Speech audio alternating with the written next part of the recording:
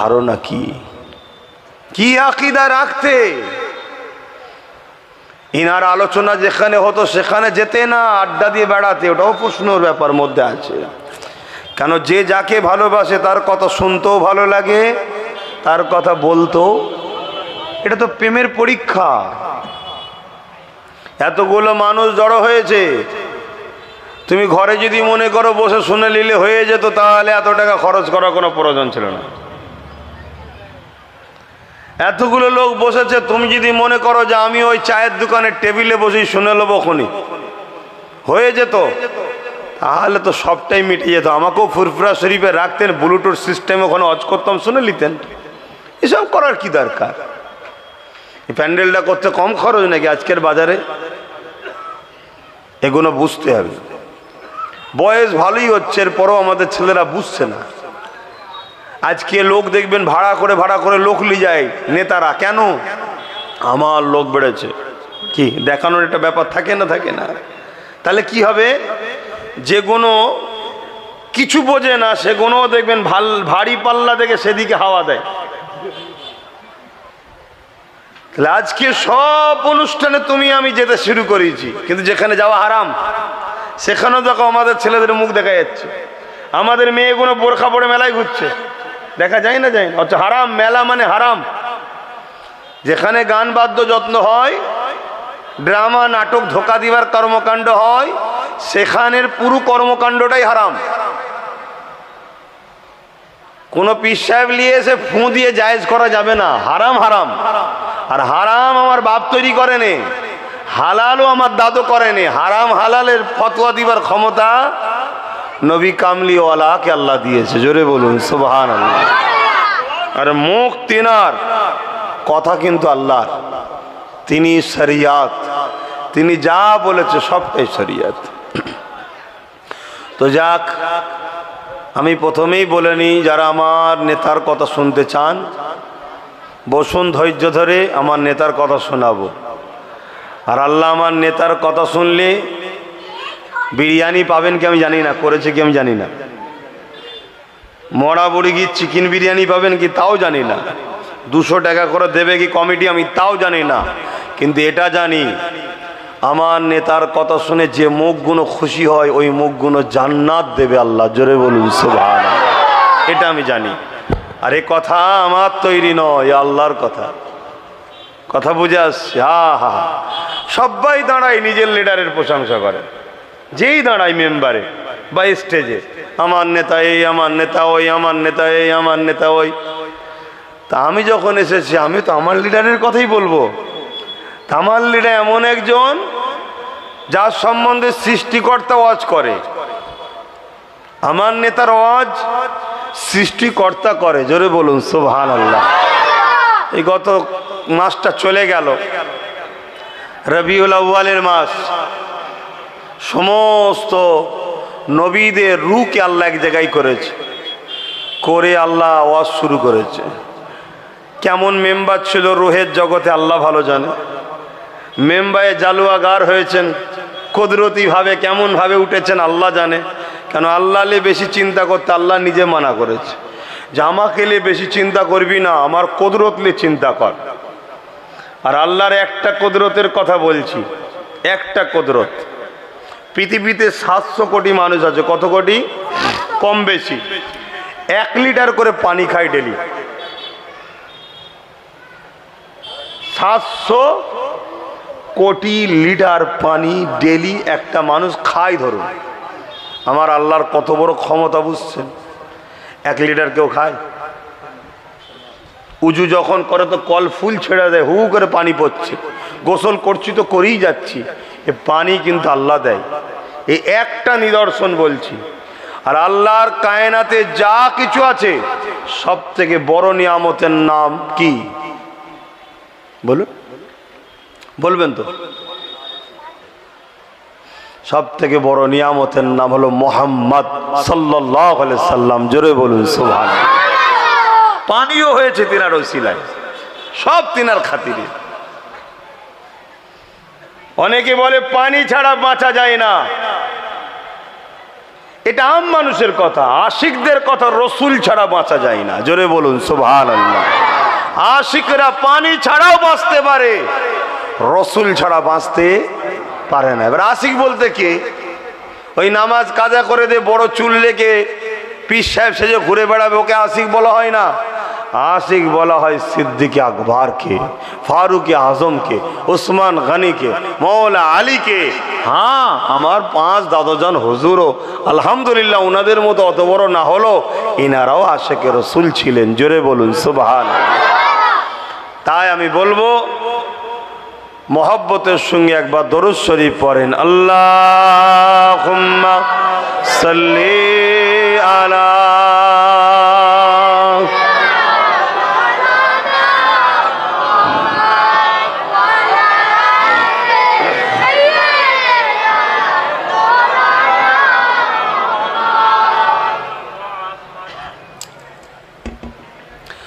أعوذ بالله من الشيطان الرجيم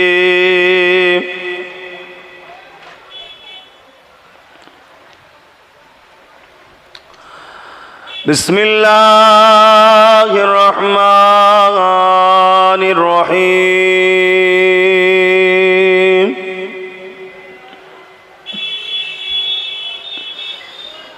الحمد لله الحمد لله نحمده ونستعينه ونستغفره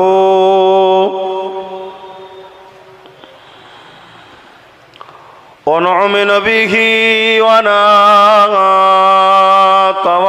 عليه ونعوذ بالله من شرور أنفسنا ومن سيئات أعمالنا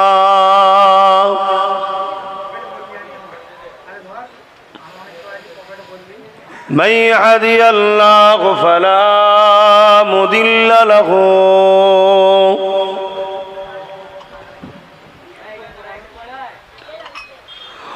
ومن يضلله فلا هادي له ونشهد أن لا إله إلا الله وحده لا شريك له ونشهد أن سيدنا وحبيبنا ومولانا محمدا عبده ورسول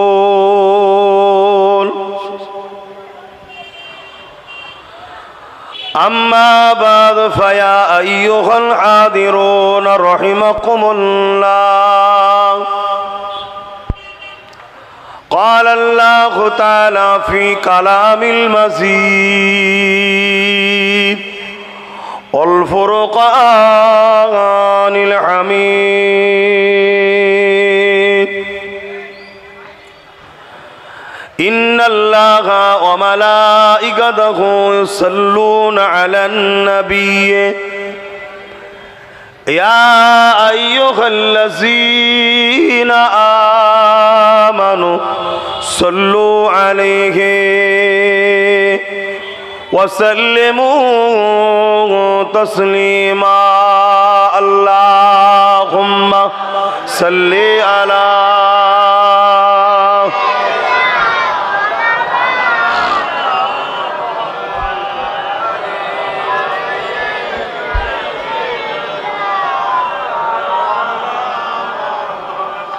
اللهم صل على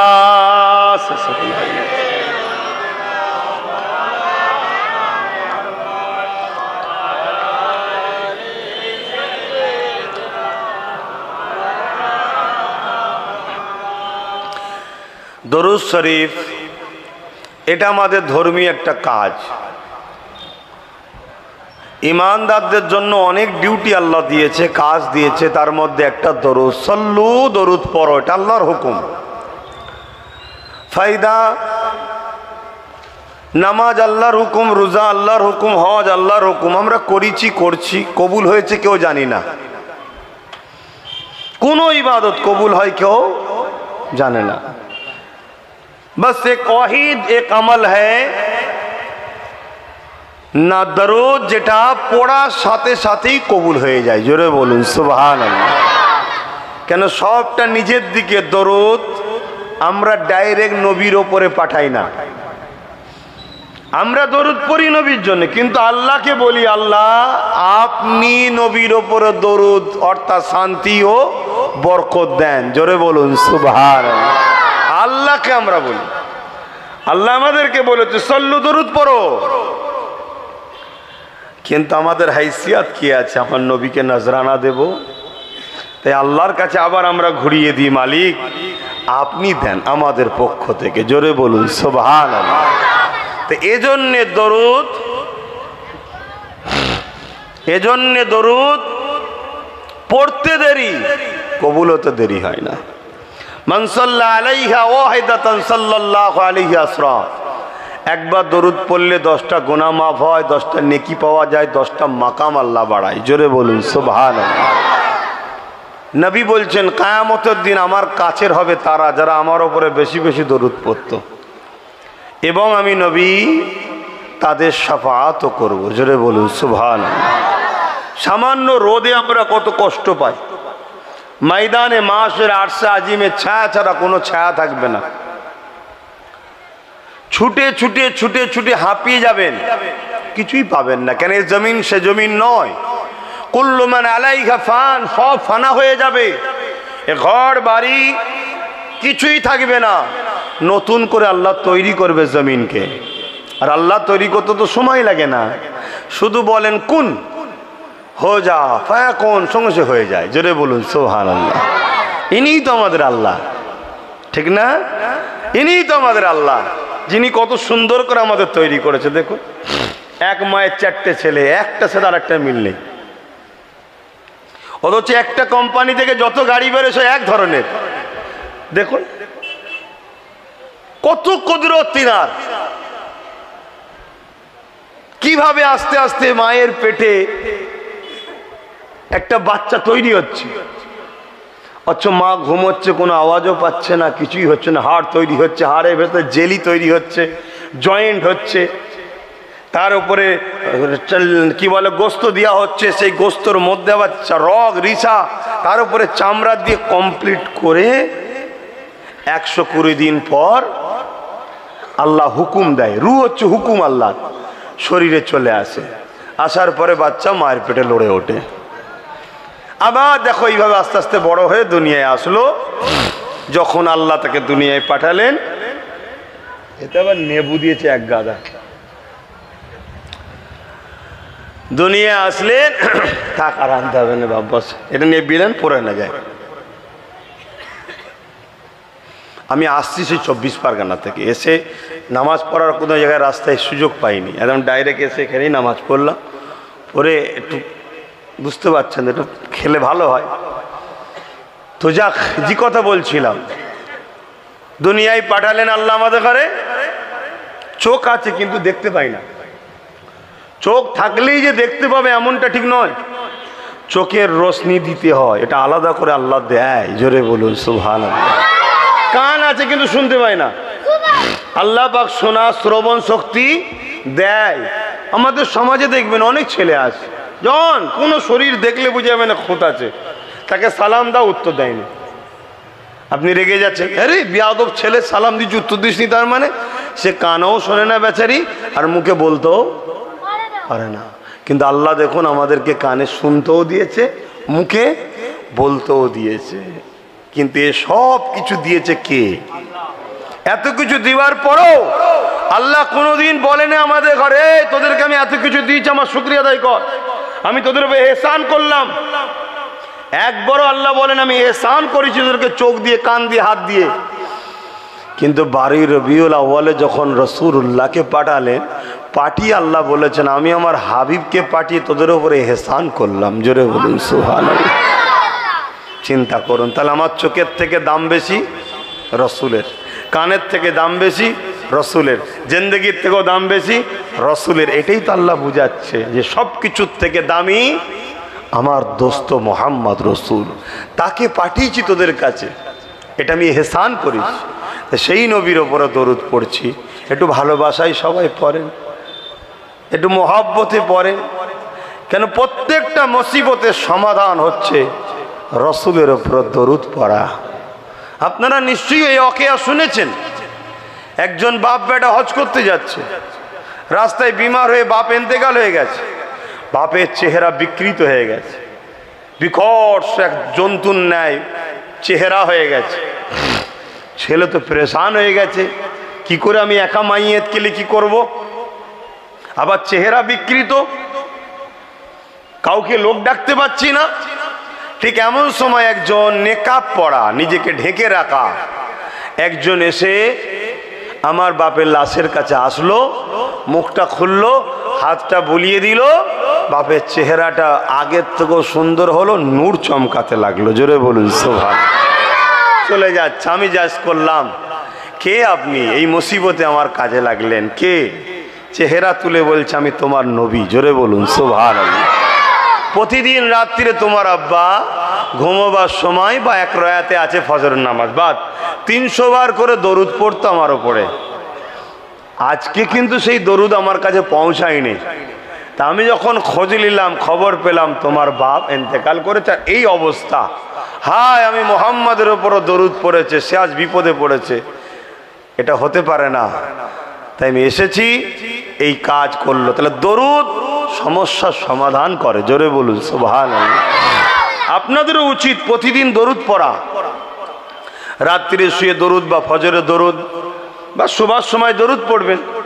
daily ঠিক করে নিন, 10 বার তো 10 বারই, ডেলি 11 বার পড়বেন। রাত্রিরে সময় লাগবে 11 বার দরুদ পড়তে।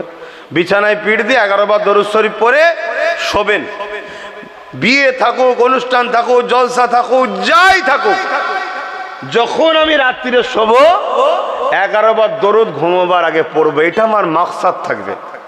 কম করে বলছি, একদিন পড়বেন, দুদিন পড়বেন, 1 মাস পড়বেন, 2 মাস পড়বেন, 1 বছর পড়বেন, 2 বছর পড়বেন। প্রতিটা দরুদকে নবীর দরবারে পৌঁছানো হয়। হুজুর আব্বাস সিদ্দিকী, আলী আকবর সিদ্দিকীর বেটা আপনার উপর দরুদ পড়েছে, একদিন বললো, দ্বিতীয় দিন আবার পড়বো, আবার বলবে হুজুর আব্বাস সিদ্দিকী, আলী আকবর সিদ্দিকীর বেটা আপনার উপর দরুদ পড়েছে। 1 মাস পড়েছে, 1 মাস শোনাচ্ছে, 1 বছর পড়েছে, 1 বছর শোনাচ্ছে।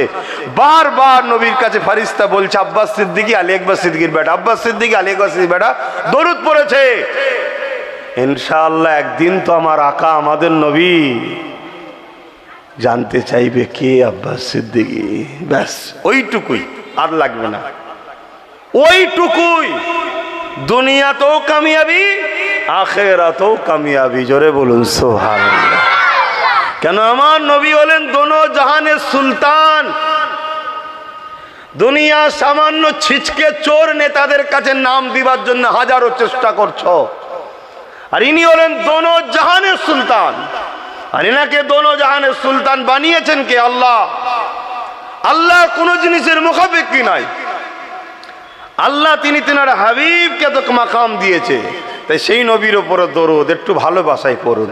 আল্লাহুম্মা সাল্লি আলা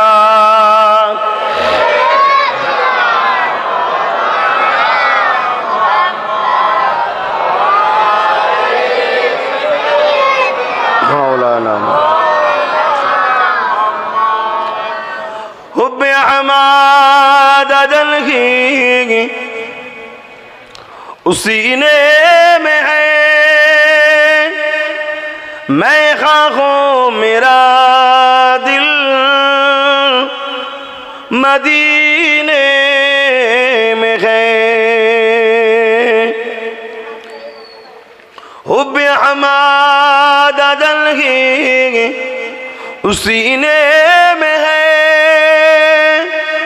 मैं खाखों मेरा दिल मदीने में है फूलों का तू फूल है काख सुन है लुत्फ जन्नत से बढ़कर मदीने में है। अल्लाहुम्मा सल्ले अला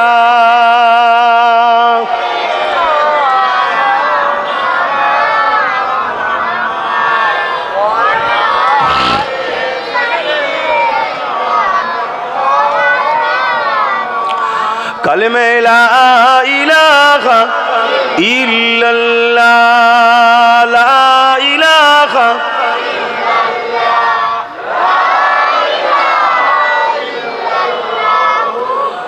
मुहम्मदुर रसूलुल्लाह, हस्बी रब्बी जल्लल्लाह, माफी कल्बी खैरुल्लाह, नूर मुहम्मद सल्लल्लाह, हक़ ला इलाहा इल्लल्लाह, ला इलाहा इल्लल्लाह, ला इलाहा इल्लल्लाह,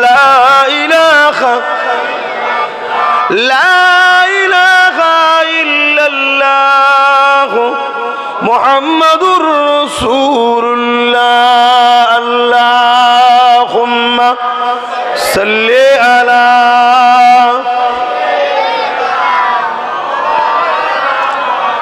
वला आले।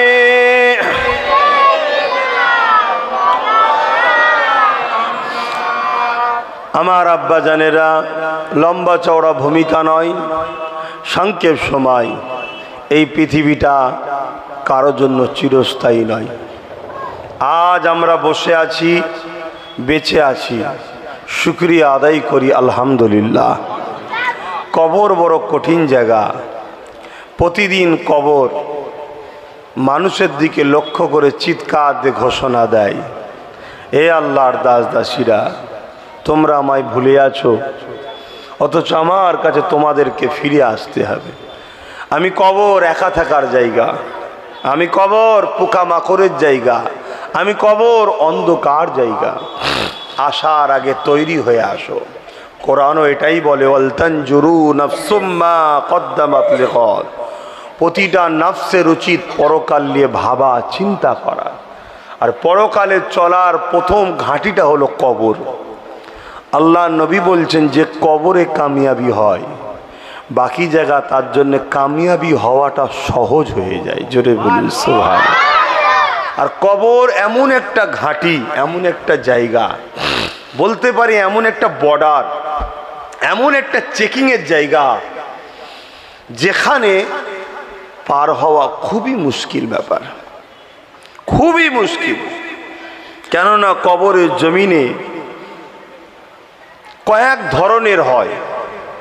প্রথম তো বান্দাকে যখন কবরে শুইয়ে দিয়ে আসা হয়, 40 কদম চলে আসতে না আসতেই ফেরেশতা আসে, বান্দা উঠে বসে। ঠিক আবহাওয়াটা ফজরের নামাজ যাব অক্স শেষ হব বা আসরের অক্স শেষ হব, এই ধরনের একটা আবহাওয়া থাকে। বান্দা যদি দুনিয়ায় নামাজ প্রেমিক হয়, তখন সে কিন্তু ব্যস্ত হয়ে যাবে যে আমার মনে হয় এই নামাজ চলে যাচ্ছে, হুটোপাটি করবে যে নামাজটা পড়তে হবে। তখনই ফেরেশতা এসে বলবে, বান্দা এটা নামাজ পড়ার জায়গা নয়, তুমি এখন আছো কবরে। তখন বান্দার মনে পড়ে যাবে সন্তান, পরিবার, আত্মীয় স্বজনের জন্য মন খারাপ হয়ে যাবে। আল্লাহর ফেরেশতারা তাকে জিজ্ঞাসা করবে, তোমার রব কে? সেজদাকারী কি বলতে অসুবিধা হবে? সে তো সেজদা দিচ্ছে, রব্বি আল্লাহ।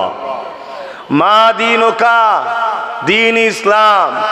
নবী পাক সাল্লাল্লাহু আলাইহি সাল্লাম রওজা মুবারকে তশরীফ আনবেন। জোরে বলুন সুবহানাল্লাহ। আল্লাহ নবীকে দেখে যারা রসুলের কদমে পড়বে, হুজুরের তারিফ প্রশংসা করতে থাকবে, তখনই আল্লাহ বলবে, এ ফেরেশতা, আমার বান্দা সত্য বলেছে, ওকে আর ডিস্টার্ব করো না। জান্নাত থেকে সুরঙ্গ করে দেওয়া হবে, ঠান্ডা হাওয়া আসতে থাকবে, কবরে আরামের ঘুম ঘুমাতে থাকবে। জোরে বলুন সুবহানাল্লাহ। আরেক দলের কবরে সওয়াল জবাব হওয়ার পর ফারিস্তা আসবে দুজন, আবার মতির মালা নিয়ে পড়াবে বলে। কেন? মানুষটা ছিল দুনিয়ায় খুব সম্মানীয়, তাই দুই ফারিস্তার মধ্যে কথা কাটাকাটি হতে থাকবে। এ বলবে, ইনি একজন বলবেন আমি পড়াবো, আর একজন বলবে আমি পড়াবো। হাতটা ছিঁড়ে যাবে, মতিগুলো পড়ে যাবে। এ তো দুনিয়ার মতি নয়, জান্নাতি মতি। কবরটাই মতির চমকে আলোয় আলোকিত হয়ে যাবে। জোরে বলুন সুবহান। আর এক দল বান্দাদের কবর, ফারিস্তা আসবে, সওয়াল জবাবই হবে না। জোরে বলুন সুবহান। দয়ার নবী বলবেন, এ ফারিস্তা আমি মোহাম্মদ বলছি, এ আমার গোলাম ছিল। জোরে বলুন সুবহান। যাক, তিনটে কমসে কম প্রথম যেটা বলি ছোটারও তো আশা রাখতে পারেন যে আল্লাহ যেন আমাকেও দান করে, আপনাদেরও দান করে। বলুন আল্লাহুম্মা আমিন।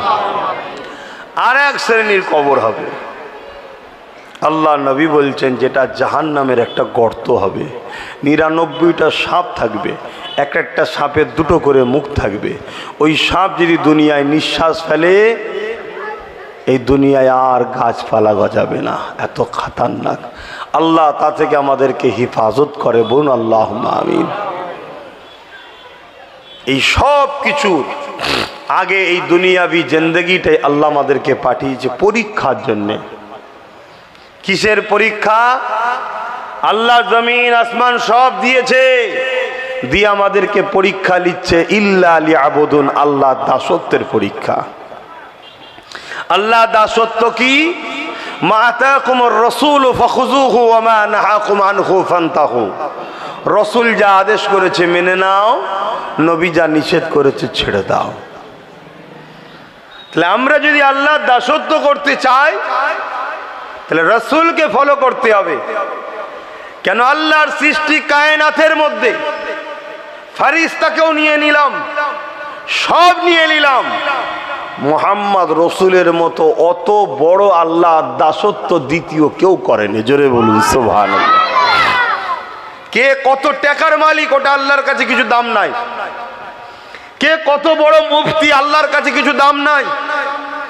কে কত বড় লিডার, আল্লাহর কাছে দাম নাই। কে কত বড় পীর সাহেব, পীরজাদা, আল্লাহর কাছে কিচ্ছু মূল্য নাই। আল্লাহর কাছে তার মূল্য তত বেশি যে যত বেশি আল্লাহর দাসত্ব করে। জোরে বলুন সুবহানাল্লাহ। এজন্যই তো মুহাম্মদ রসুল আল্লাহর কাছে সব থেকে বেশি প্রিয়। কেন? আদম সাফিউল্লাহ থেকে নিয়ে ঈসা রুহুল্লাহ পর্যন্ত যত নবী রসুল এসেছে এবং ফারিস্তা কুল, আমার নবীর মতো দাসত্ব কেউ করতে পারেনি।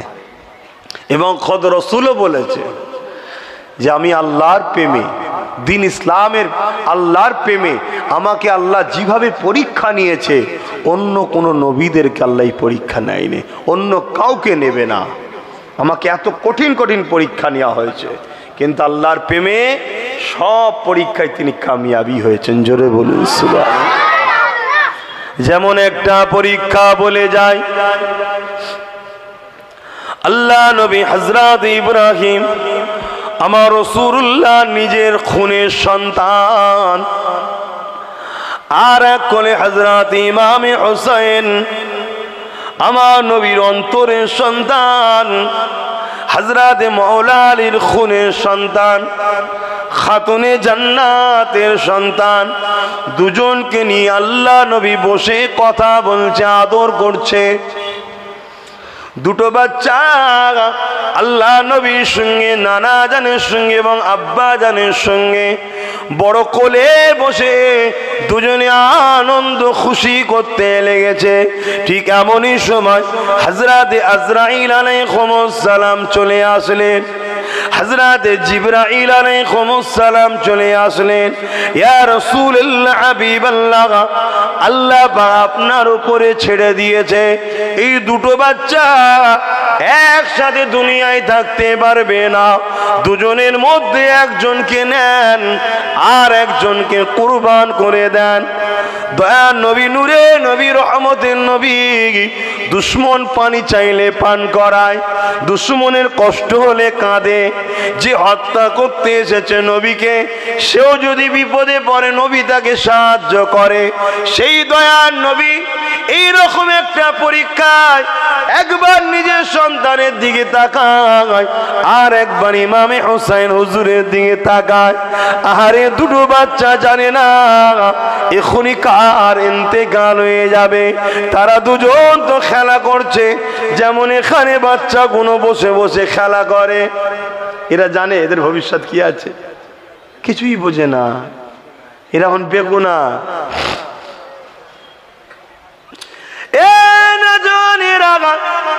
আল্লাহ নবী চোখ দিয়ে পানি ঝরে, দাড়ি মোবারক দিয়ে গড়িয়ে সিনাতে পড়তে লেগেছে। আল্লাহ নবী বলে দিলেন, ও জিবরাইল যাও, আমি আমার নিজের বাচ্চা মুহাম্মদ ইব্রাহিমকে কুরবানি করলাম। এ পরীক্ষা আমাদেরকে আল্লাহ নিয়েছে।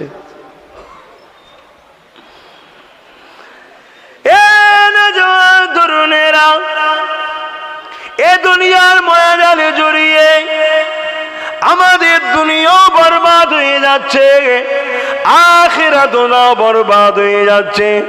যদিও আমাদের পিরিয়ডটা কোনোভাবে চলে যায়, আমাদের পরের জেনারেশন গুলোর কি দশা হবে বুঝতে তো পাচ্ছেন।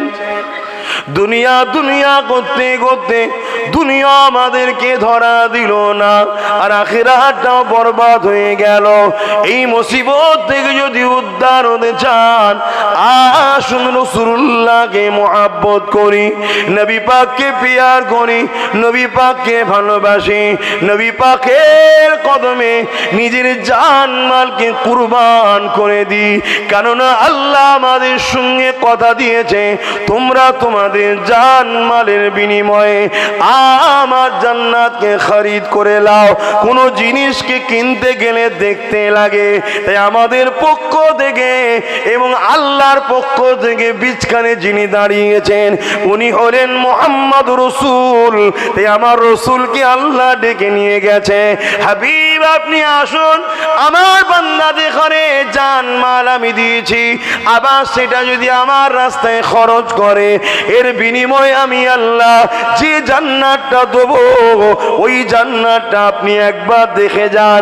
আমার নবী পাক মিরাজে গিয়ে জান্নাত দেখে এসেছে, এসে জানিয়েছে তোমাদের জান মালের থেকেও আল্লাহর জান্নাতটা অনেক বড় নিয়ামত।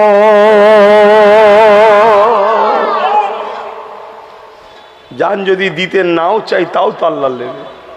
কে জান যদি বলি দেবো না আল্লাহ তোমায়, রাখতে পারবো? এ তো হুকুম, ডাক দেবে চলে যাবে। কিন্তু খুশি মনে যদি কেউ দেয়, নিয়ে আল্লাহ জান্নাতে রাখবে। আর যদি দিতে না চাই তাও নেবে, কিন্তু নিয়ে আযাবে রাখবে। তাই চালাক তো ওই ব্যক্তি হবে যে খুশি মনে দিয়ে দেবে।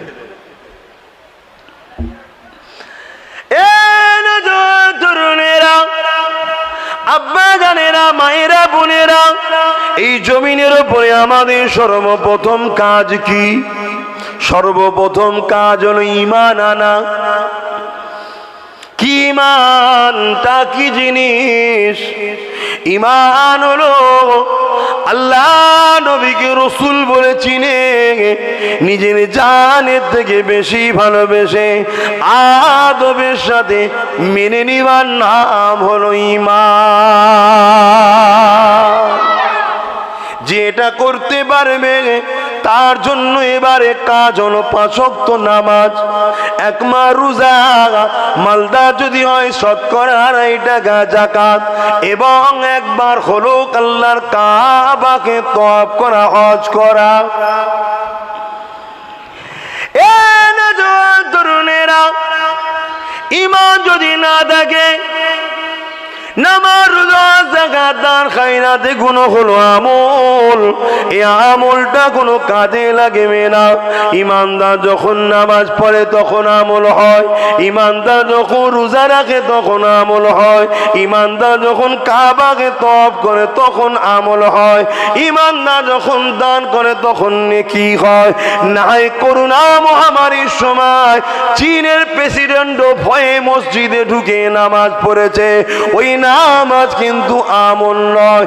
আমাদের দেশের অনেক মনীষীরা তারাও নামাজ পড়েছে, ওটা কিন্তু আমল নয়।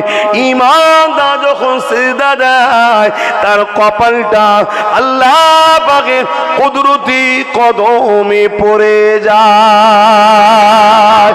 এ নওজোয়ান তরুণেরা, ইমানদার যখন সিজদায় গিয়ে বলে সুবহান রাব্বিল আলা, আল্লাহ আপনি পবিত্র সত্তা, আল্লাহ আপনি সবথেকে বড় পবিত্র, আল্লাহ আপনি সব থেকে বড় পবিত্র, আল্লাহ আপনি সব থেকে বড় পবিত্র। আমার আল্লাহ বলে ফেরেশতা রে, বান্দা বান্দি গুলো কি বলে শোন। ওই সময় ফেরেশতারা বলে আমাদের আল্লাহ পাক আপনার পবিত্রতার বর্ণনা করছে, আপনি সব থেকে বড় পবিত্র। ওরে আমার ফেরেশতা রে, হাজারো গুনার পূজা মাথায় নিয়ে আমার পবিত্রতা বর্ণনা করতে লেগেছে, যা আমি আল্লাহ ওদের গুনাহ মাফ করে ওদের খুব পবিত্র বানিয়ে দিলাম। আরো জোরে বলুন সুবহান। গুনাহ মাফ হয়, বেঈমানি মাফ হয় না। আমার বুঝতে পারছেন তো নাকি? গুনাহ মাফ হয়, বেঈমানি মাফ নাই। সব থেকে বড় বেঈমান হলো মুসলিম সেজে যারা রসুলকে ছোট করে তারা। এরা প্রকাশ্য দুশ্মনের থেকেও খারাপ। আজকে আমার কওমের মধ্যে এরকম কিছু লোক ঢুকে যাচ্ছে না, যায়নি। নিজেরাও সাবধান হন, আল্লাহ তাদেরকেও হিদায়াত দান করুক। বলুন আল্লাহুম্মা আমিন। কিন্তু ইতিহাস বলছে যদি কেউ আল্লাহর কাছে ভুল করে আল্লাহ তাকে ক্ষমা করার রাস্তা দেয়, ক্ষমা চাওয়ার রাস্তা দেয়। কিন্তু রসুলের শানে কেউ যদি গুস্তাগি করে ফেলে আল্লাহ তাকে ক্ষমা করার সুযোগই দেয় না। সে ওই ঘোরে থেকেই চলে যাবে, ফিরে আসার চান্স পাবে না। তাই আমার বক্তব্যের মূল এটাই যে রসুলকে চিনুন, নবীকে ভালোবাসুন, নবীকে প্যার করুন। আজকে এত মুসলমান আমরা দেখুন, সব থেকে অপমানিত আমরা, লাঞ্ছিত আমরা, পদদলিত আমরা, বেউজ্জতি আমরা। বলছি কেন? আমাদের সব আছে। মসজিদ একতলা ছিল দুতলা হয়ে গেছে, নরমাল ছিল কাঁচ লাগিয়ে এসি হয়ে গেছে। নামাজে যদি না বাড়ে তো দুতলা করেছেন কেন বলুন? টুপি বোরখার দোকান তো হু করে বাড়ছে। যদি টুপি পরা লোক না থাকে, বোরখা পরা যদি মা না থাকে, তাহলে বাড়ছে কেন? সব আছে, কিন্তু ওই মোহাব্বতটা নাই, যে মোহাব্বতটার নাম ঈমান। ওই বিশ্বাসটার নাম নাই নবীর ওপরে, যে বিশ্বাসটার নাম ঈমান। ওই আদবটা নাই নবীর ওপরে, যে আদবটার নাম হলো কি? ঈমান। নবীর একটা আদবের কথা বলি শোনেন।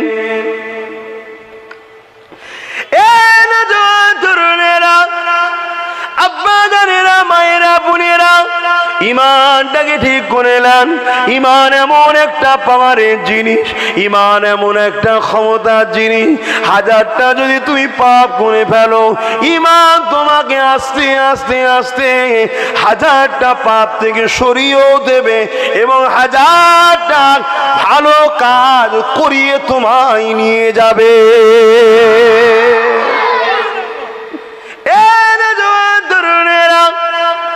আদব কাকে বলে দেখুন, আল্লাহ পাক কোরআনে আয়াত নাজিল করে দিলেন, তোমরা যারা কথা বলো আমার হাবিবের দরবারে এসে, তোমাদের জবানের আওয়াজটা যেন আমার হাবিবের কথার উপরে না উঠে যায়। যদি কেউ আমার হাবিবের কথার উপরে কারো জবানের আওয়াজ আওয়াজটা উঠে যায়, আমি আল্লাহ তার আমলকে বরবাদ করে দেব। মুহাদ্দিসিন মুফাসসিরিনরা বলে আমল তখন বরবাদ হয় যখন সে কাফের হয়ে যায়। খুব ভালো করে বুঝবেন, নবী পাকের জবানের আওয়াজের উপরে, কারণ একদল মুনাফিক আমার নবীর দরবারে বসে থাকতো। তারা নবীর সঙ্গে যখন কথা বলতো, তারা ভালোবাসা মুখে দেখাতো, বিয়াদবির সাথে ইচ্ছা করে করে জোরে জোরে কথা বলতো। তাই আল্লাহ পাক আয়াত নাজিল করে দিলে, তোমরা একে অপরকে যেভাবে ডাকো আমার হাবিবকে ওইভাবে তোমরা ডাকবে না। এবং আমার হাবিবের কথার আওয়াজের উপরে তোমাদের যদি কারো কথার আওয়াজ উঠে যায়, আমি আল্লাহ তোমাদের আমলকে বরবাদ করে দেব। এ যুবকেরা, আব্বা জানেরা, মায়েরা, বোনেরা, অনেক মানুষ দেখবেন তাদের কণ্ঠর আওয়াজটা এমনি কর্কশ হয়, জোরে বলতে চাই না। মায়ের সঙ্গে কথা বললো যেন মনে হয় ঝগড়া করছে, গলার আওয়াজই জোর আছে। আপনার এলাকায় এরকম মানুষ থাকে, ভালো কথা বলছে যেন মনে হয় ঝগড়া করছে, এত জোরে জোরে আওয়াজ। তা সাহাবি হুজুরদের মধ্যে এক সাহাবির এরকম ধরা গলা ছিল। 3 দিন হয়ে গেছে তিনি আসেন মদিনার নবাবিতে। রসুল বললেন, আমার এই সাহাবিটা আসছে না কেন, যাও খোঁজলাম। অন্য অন্য সাহাবা ভাইরা তিনার বাড়ি গেলেন, সালাম দিয়ে দরজা খুলতে বললেন, ঘরের মধ্যে ঢুকলেন। বাড়িওয়ালারা সব বলতে লেগেছে, একভাবে 3 দিন ঘরের দরজা দিয়ে চোখের পানি ফেলে নয়নে কাঁদে আর জবানে বলে, আমি জাহান্নামী হয়ে গেছি, আমি বরবাদ হয়ে গেছি, আমি ধ্বংস হয়ে গেছি, আমি জাহান্নামী হয়ে গেছি। কাউকে দরজা খোলে না, কারো সঙ্গে কথা বলে না, অঝনয়নে 3 দিন একভাবে কেঁদে যায়। সাহাবা ভাইরা সালাম দিয়ে নিজেদের পরিচয় দিয়ে ঘরের দরজা যখন খুলতে বলে, ঘরের দরজা খোলার পরে জিজ্ঞাসা করে, কি হয়েছে আপনার, 3 দিন কেন যান না? ওই সময় সাহাবী বলেছিলেন, আমি বরবাদ ধ্বংস হয়ে গেলাম।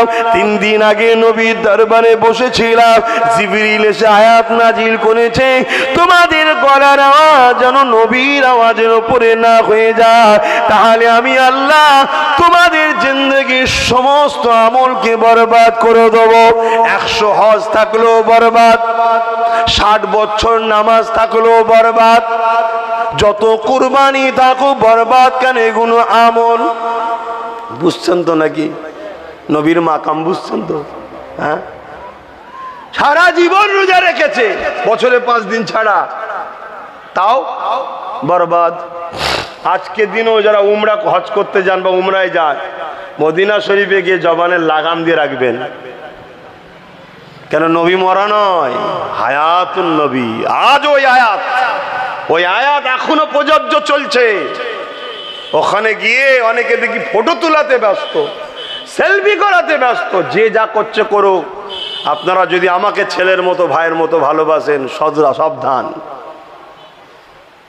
একজন গোলামের মতো করে আদবের সাথে যাবে, ছোট্ট ছোট্ট সুরে কথা বলবে, নবী সব শুনতে পায়। সব শোনার ক্ষমতা কে দিয়েছে? জোরে বলুন, আল্লাহ দিয়েছে। মানুষ তৈরি করেছে কি? আকাশে একটা স্যাটেলাইট ছেড়ে দিয়েছে। আমরা যে কথা বলছি, ঘরের ভেতরেও কথা বলি, ওই স্যাটেলাইট সব কথা ধরে। এগুলো ইন্টেলিজেন্স ডিপার্টমেন্টের কাজে লাগে। এটা আমাদের দেশের জন্য ভালো, পৃথিবীতেও আছে। কেউ কোনো ক্ষতি করতে চাইছে দেশের বা সন্ত্রাসী করতে চাইছে, ওই সব রিপোর্টগুলো জানা যায়। কথা বুঝে আসছে? আর যখন যারা ছেড়েছে তারাই যখন গাদ্দারদের সঙ্গে মিশে যায়, জানার পরেও তখন অঘটন ঘটে। তো মানুষের তৈরি করা জিনিস যদি এরকম হতে পারে, তা আল্লাহ তার হাবিবকে ক্ষমতা দেয়নি? হ্যাঁ, খুব ভালো করে বোঝে। নবীর দরবারে গেলে আদবের সঙ্গে কথা বলবেন, আদবের সঙ্গে ঢুকবেন, আদবের সঙ্গে। দুনিয়া হাসে, হাসুক গে যাক, দুনিয়া পাগল বলে বলুক গে যাক, আপনি সাহাবাদের আকীদা মানবেন। জোরে বলুন সুবহানাল্লাহ। অন্য কারো আকীদা মানবেন না, সাহাবাদের আকীদা। কেন? আল্লাহ নবী বলেছেন, আমার ও সাহাবাদের আকীদা হলো জান্নাতি দলের আকীদা। জোরে বলুন সুবহানাল্লাহ। অর্থাৎ আহলে সুন্নাত ওয়াল জামাত। তা সাহাবা হুজুরদের আকীদা বলছে, কাঁদছে যে আমার গলার আওয়াজ তো জোরে, না জানি আমি নবীর সাথে কত কথা বলেছি, কিন্তু ইচ্ছা করে বলে না, আওয়াজটাই এরকম, তাই হয়তো বরবাদ হয়ে গেছে, ধ্বংস হয়ে গেছে, তাই আমি কাঁদছি। আল্লাহ নবীর কাছে এসে বলেছে, হুজুর আপনার সাহাবীর এই অবস্থা। আল্লাহ নবী বললেন, যা আমার সাহাবীকে যে বলো চিন্তা যেন না করে, কেন আমার সাহাবীর অন্তরে বুকস নাই, আমার সাহাবীর অন্তরে ইচ্ছা করে তো নয়, আমার সাহাবী নাচারোটা তার সৃষ্টিকর্তা এমন আওয়াজ দিয়েছে, যা আমার সাহাবীর এই প্রেম আর আদবে আল্লাহ পাক তাকে কবুল করে নিয়েছে।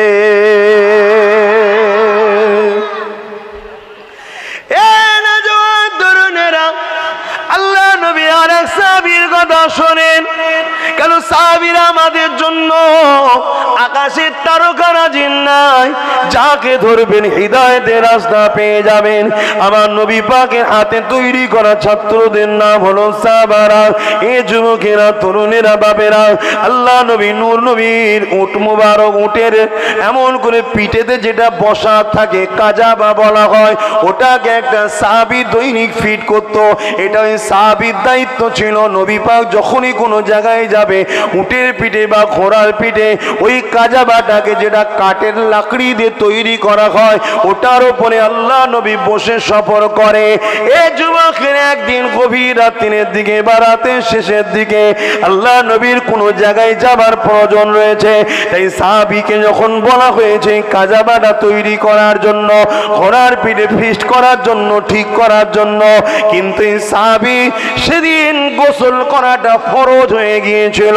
নিশ্চয়ই আপনারা বুঝতে পারছেন, গোসল ফরজ হয়ে যাওয়ার জন্য ওই সাহাবীটা আরেকজন সাহাবীকে বলতে লেগেছে, ভাই আমার গোসল ফরজ হয়ে গেছে, আমি কাজাবাটায় আর হাত দেবো না, আপনি ওটাকে ফিট করে দিন।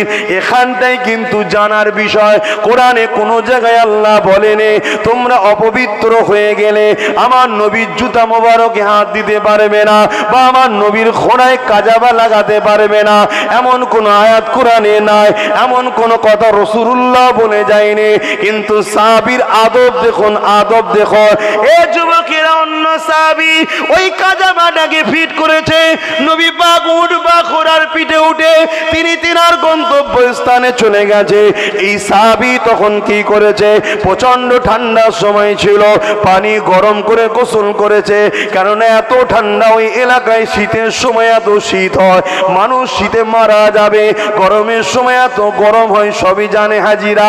এ যুবকেরা যখন গোসল করে নিয়ে ফিনিশ হয়ে আল্লাহ নবীর দরবারেতে গেছে, ওই সময় আল্লাহ নবী বলেছেন, সাহাবী রে, আজকের কাজাবাটা ঠিকভাবে সেটিং হয়নি, বড় লড়বড় লড়বড় করছিল। ওই সাহাবী বলতে লেগেছে, ইয়া রাসূলুল্লাহ, হাবিবাল্লাহ, ওটাকে আজকে আমি ফিট করিনি, হুজুর বিয়াদবি নেবেন না, আমি গোসল ফরজ হয়ে গিয়েছিল, এই জন্য আপনার কাজাবাতে আমি হাত দিই না। এই কথা শুনে আল্লাহ নবী খুশি হলে সঙ্গে সঙ্গে জিবরিল চলে আসলো, এসে আল্লাহ নবীকে একটা আয়াত দিয়ে দিল, ইয়া রাসূলুল্লাহ, হাবিবাল্লাহ, আপনার সাহাবীর আদবে আল্লাহ খুশি হয়ে উম্মতে মুহাম্মাদীকে একটা পুরস্কার দিয়েছে। কি পুরস্কার দিয়েছে? যদি শীতের সময় হয় বা নাচারে হয়, পানির বদলে যে তায়াম্মুমটা করি, ওই তায়াম্মুমের আয়াত নাজিল হয়ে যায়। আরো জোরে বলুন সুবহান।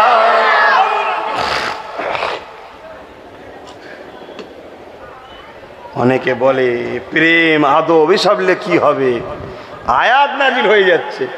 আমরা যে তায়াম্মুম করছি না, শীতকালীন লোক আছে উজু করলেই ঠান্ডার অ্যালার্জির সমস্যা আছে, শরীর অসুস্থ হয়ে যাবে, কি করে? তায়াম্মুম করে না, করে না? এই তায়াম্মুমটা যে পেলেন কি করে? ওই সাহাবীর অবদান। নবীর কাজাবায় হাত দেয়নি। আর দু একটা আদবের কথা শোনাবো সাহাবাদের। কি গো, শুনছেন তো নাকি? অসুবিধা হচ্ছে? নামাজ পড়লে গুনাহ না না পড়লে গুনাহ? যে নামাজ পড়লে সওয়াব হয় না না পড়লে সওয়াব হয়? এ তো সবাই জানে। এরপরেও যদি বদমাইশি করে আমাদের ছেলেরা নামাজ না পড়ে, ওর জন্য বাপ মাকে ধরবে, আমাকে তো ধরবে না। ও তো বাপ মার কাজ ছেলেগুলোকে টাইট করা ছোটোবেলা থেকে, এই নামাজ পড়বি, নামাজ পড়বি। এই যে ছেলেগুলো, এদের বয়স কত? 7 বছর হবে, 8 বছর হবে। এরা পিসাব পেলে বলতে পারে না, এবং যেখানে সেখানে পিসাব করতে নেই সব জানে। এই বয়স থেকে এদের উচিত রোজ 5 ওয়াক্ত মসজিদে নিয়ে যাওয়া, হাত ধরে। 1 বছর যাবে, 2 বছর যাবে, 3 বছর যাবে, তাহলে 10 বছর হয়ে গেল। আল্লি যাবার প্রয়োজন নেই, আজান দেবো ঠিক টাইমে চলে যাবে, আজান দেবে টাইমে চলে যাবে, আজান দেবে। একটা মনের মধ্যে রয়ে যাবে কিছু একটা কাজ আমার বাদ চলে যাচ্ছে। কথা শুনছেন না শোনেননি? হাত ধরে মেলায় নিয়ে গেছে, যাত্রায় গেছে, ফাংশনে গেছে, টিভি দেখেছে, মোবাইল দেখেছে, সব দেখিয়েছে, মসজিদে চলে যায় না। আর লাস্টে হুজুর এসে বলছে, হুজুর বলেন না যেন নামাজি হয়। কি গো, আমার কথা খারাপ লাগছে নাকি? বুঝার চেষ্টা করুন। আমরা অন্য লাইনে চলে গেছি। নবী ও সাহাবারা ওলিরা যে দিন দিয়েছে সেদিন থেকে ভটকে চাইনা ইসলামে চলে গেছি। চাইনা ইসলাম ফাজাইলের গুরুত্ব বেশি গুরুত্ব দেয়। এই করলে এই সব, এই করলে এই সব, এই করলে এই সব। আরে সওয়াবটা লিজাবি, তোর কোটো আছে, ডিব্বা আছে, ওটা হলো ঈমান। রাসূলকে ধরুন, নবীকে ধরুন, নবীকে চিনুন, নবীকে মানুন, নবী প্যার করুন। নবীর আদব নেই, নবীর আদব নেই। রাসূল পাক সাল্লাল্লাহু আলাইহি সাল্লামের নাম কিভাবে নিতে হয়, নবীকে কিভাবে ডাকতে হয়, এ সম্বন্ধে আল্লাহ কোরআনে বলেছে। অবাক হয়ে যাবেন। দুপুরবেলা আমাদের খাবার পরে একটু কি মনে হয় বলুন? একটু শোবার কথা মনে হয়, ঠিক না? হ্যাঁ, একটু শুয়ে গড়াগড়ি করতে মন যায়। তা আল্লাহ নবী একদিন সাহাবাদেরকে দাওয়াত দিয়েছে। খুব ভালো করে শুনবেন কার কথা বলছি আমি।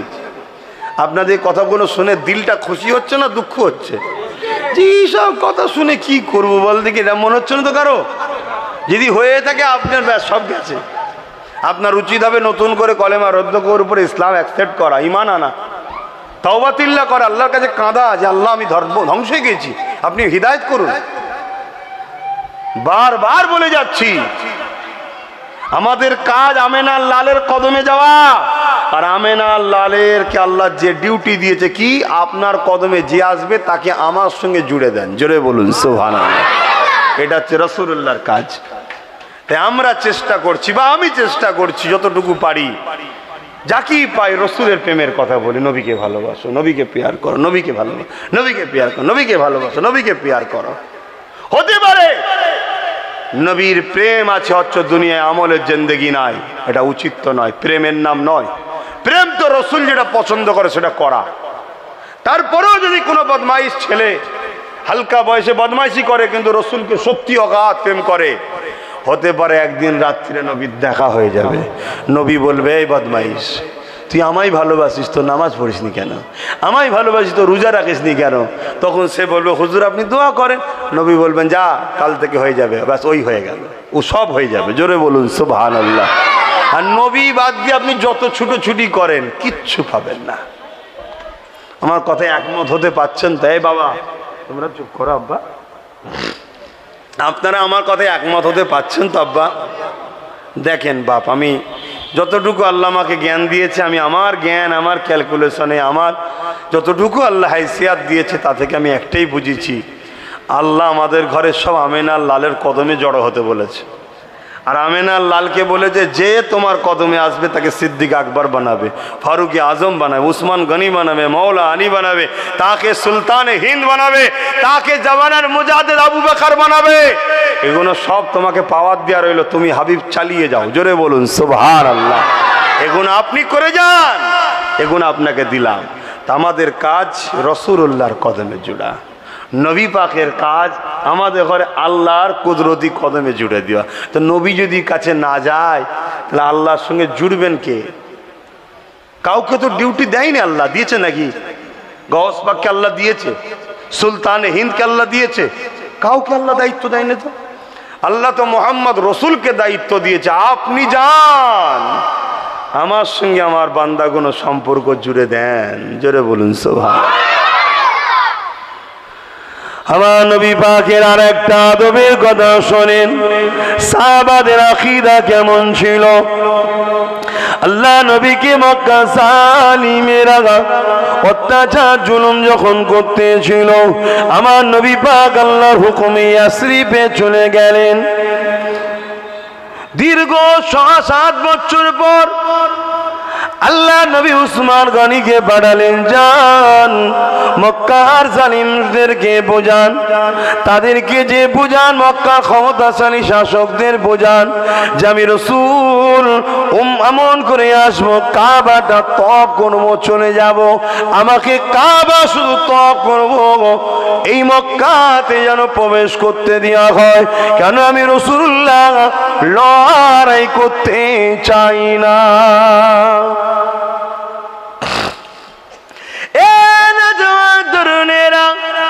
হযরত উসমান গনি মক্কার জমিনে চলে আসলেন, কাবার মাথাবে দাঁড়িয়ে মক্কার তৎকালীন যারা ক্ষমতাশালী ছিল, আবু জেহেল, উতবা, সাইবা ইত্যাদি ইত্যাদি যারা ছিল, তৎকালীন সময় তাদের চেলা যারা ছিল, তাদের সঙ্গে কথা বলতে লেগেছে।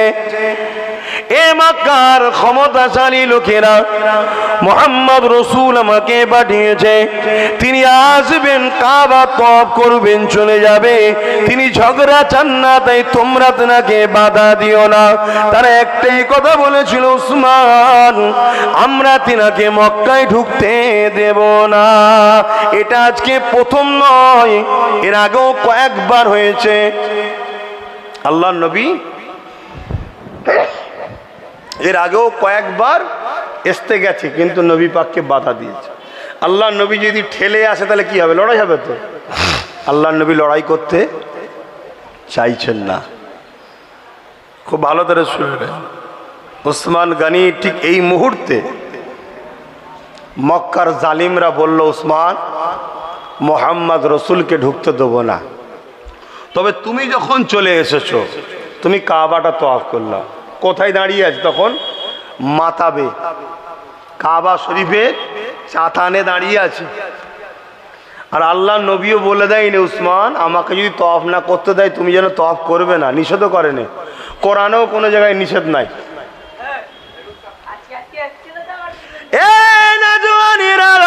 কুরবান যাও উসমান গনির কদমে, আব্বাস সিদ্দিকী জানমাল, আমার বাপ মা জানমাল কুরবান যাও।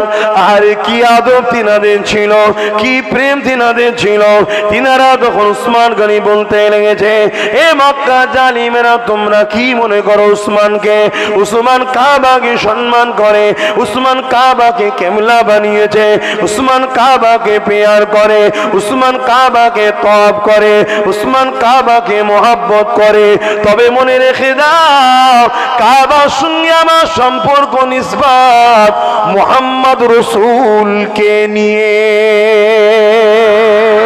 মুহাম্মদ নবীকে বাদ দিয়ে নয়, তিনাকে নিয়ে। হযরত উসমান গনি ফিরে আসলেন। এ যুবকেরা সাহাবাদের আদব দেখেন। আর একটু আগিয়ে চলেন, আল্লাহ নবী যখন বিদায় হজে গিয়েছিলেন, আল্লাহ নবী কাবা শরীফ তওয়াফ করে ওখান থেকে মিনাতে গেলেন, ওখান থেকে মুজদালিফা, আরাফাত হয়ে মিনা, মুজদালিফা হয়ে মিনাতে যাবে। আল্লাহ নবী কুরবানি দেবেন, তার আগের মুহূর্তে হজের মাস জিলহজ তারিখে 10 তারিখে আল্লাহ নবী সাহাবাদেরকে লক্ষ্য করে বলতে লেগেছে, এ সাহাবারা কাবার দিকে তাকিয়ে বলে, ওটা কোন শহর? গত 2 দিন আগে ওখান থেকে নবী এসেছে। আল্লাহ নবী লক্ষাধিক সাহাবাদেরকে লক্ষ্য করে বলে, বাবা সাহাবারা বলো তো দেখি ওটা কোন শহর? একটা সাহাবা বলল না ওটা মক্কা। কোরআন থেকে প্রমাণও আছে ওটা মক্কা। তথাপি সাহাবারা কি বলেছিলেন? আল্লাহ ও রাসূল ভালো জানে। আল্লাহ নবী বলতে লেগেছে, এ বাবা সাহাবারা আজকে কোন দিন? আল্লাহ নবী 10ই জিলহজ কুরবানি করবে। আল্লাহ নবী সাহাবারা সবাই দাঁড়িয়ে আছে, তথাপি একজনও কেউ বলল না ইয়া রাসূলুল্লাহ আজকে 10ই জিলহজ। সবাই একটাই কথা বলেছে, ইয়া রাসূলুল্লাহ হাবিবাল্লাহ, আল্লাহ ও নবী ভালো জানে। আরাফাতের মাঠের দিকে তাকিয়ে বলছে সাহাবারা, ওটা কোন মাঠ? অথচ গতকালকে ওই মাঠে নবী দোয়া চেয়েছে লক্ষাধিক সাহাবাদের নিয়ে। এবং সব থেকে বেশি দুনিয়ায় যেদিন দোয়া কবুল হয় সেটা হচ্ছে আরাফাতের দিনে। জোরে বলুন সুবহানাল্লাহ। এবং ওটা ঈদেরও দিন। ওটা কিসের দিন? ঈদের দিন। শুনে রাখেন, অনেকে আবার আমাদের ঘরে বোঝায় ঈদ দুটো না। ইসলামে ঈদ দুটো নয়, ইসলামে অগণিত ঈদ আছে। বলুন মারহাবা, বলুন সুবহানাল্লাহ। আমরা ঈদুল আজহা, ঈদুল ফিতর করে থাকি, কিন্তু ঈদ ইসলামে অনেক আছে। সপ্তাহের ঈদ হলো শুক্রবার, প্রতি সপ্তাহে শুক্রবার ঈদের দিন। কেন ওই দিনটা আব্বাজান আদম আলাইহিস সালাম এসেছিলেন, যে ওই জন্য ওই দিনটাও ঈদের দিন। জোরে বলুন সুবহানাল্লাহ। যেদিন আমার রসুল এসেছিলেন ও দিনটা উম্মতে মুহাম্মাদি আমাদের জন্য ঈদের দিন। জোরে বলুন সুবহানাল্লাহ। অতএব ঈদ বলা হয় এমন ঘটনাকে যেটা ঘটে একবার, আসে বারবার, যতবার আসে মনে পড়ে ততবার খুশি হয় হৃদয়, তাকেই বলা হয় ঈদ। জোরে বলুন সুবহানাল্লাহ। তো যাক, আমি যেটা বলতে চাইছি যে সাহাবাদের আদব দেখুন। 1 লক্ষ কম বেশি সাহাবা রয়েছে, একজন কেউ বললো না হুজুর ওটা কাবা, অথচ কোরআন থেকে প্রমাণ ওটা কাবা। একজন কেউ বললো না ওটা আজকে জিলহজ মাস, একজন কেউ বললো না হুজুর ওটা আরাফার মাঠ। সবাই কি বললেন? আল্লাহ ও রসুল ভালো জানে। পরে কোন সাহাবারা একে অপরের মধ্যে আলোচনা করছিল যে আমরা তো সবই জানতাম, উত্তর দিলে না কেন? সাহাবাদের মধ্যে থেকে যারা মুরব্বী ছিলেন তেনারা বলতে চেয়েছে এই জন্যই আমরা উত্তর দিইনি, আমরা সব জানি, কিন্তু আমাদের মাহবুব, আমাদের নবীর হৃদয়ে অন্তরে কি নিয়ত আছে, কি উদ্দেশ্য আছে ওটা তো জানি না। হয়তো আমি একটা বলবো আর নবী বলে দেবে আর একটা, আমি বলবো মক্কা, নবী বলবেন না ওটা মদিনা। তাহলে এই যে টক্কর হয়ে যাবে নবীর কথার সঙ্গে, আমাদের ভয় হয় এটাই বিয়াদবি না হয়ে যায়। জোরে বলুন সুবহানাল্লাহ। অথচ কোরআন থেকে প্রমাণ। খুব ভালো করে বুঝবেন, সাহাবারা আকীদা বুঝতো না, না সাহাবারা কোরআন বুঝতো না। আদব কাকে বলো শুনুন। আমার আল্লাহ নবীকে এত ভালোবাসে, নবী যেটা চাইবে সেটাই আল্লাহ শরিয়াত করেছে। জোরে বলুন সুবহানাল্লাহ। বাইতুল মুকাদ্দাস প্যালেস্তাইন, যে মসজিদ নিয়ে আজকে বিশ্বজুড়ে অনেক কিছু হচ্ছে, সব জানেন তো আপনারা, ফেসবুকে দেখছেন না? ধন্যবাদ জানাই ওই সকল মাকে যাদের, যেসব মায়ের পেট থেকে একটা একটা করে জান্নাতি বাহির হচ্ছে। জোরে বলুন সুবহানাল্লাহ।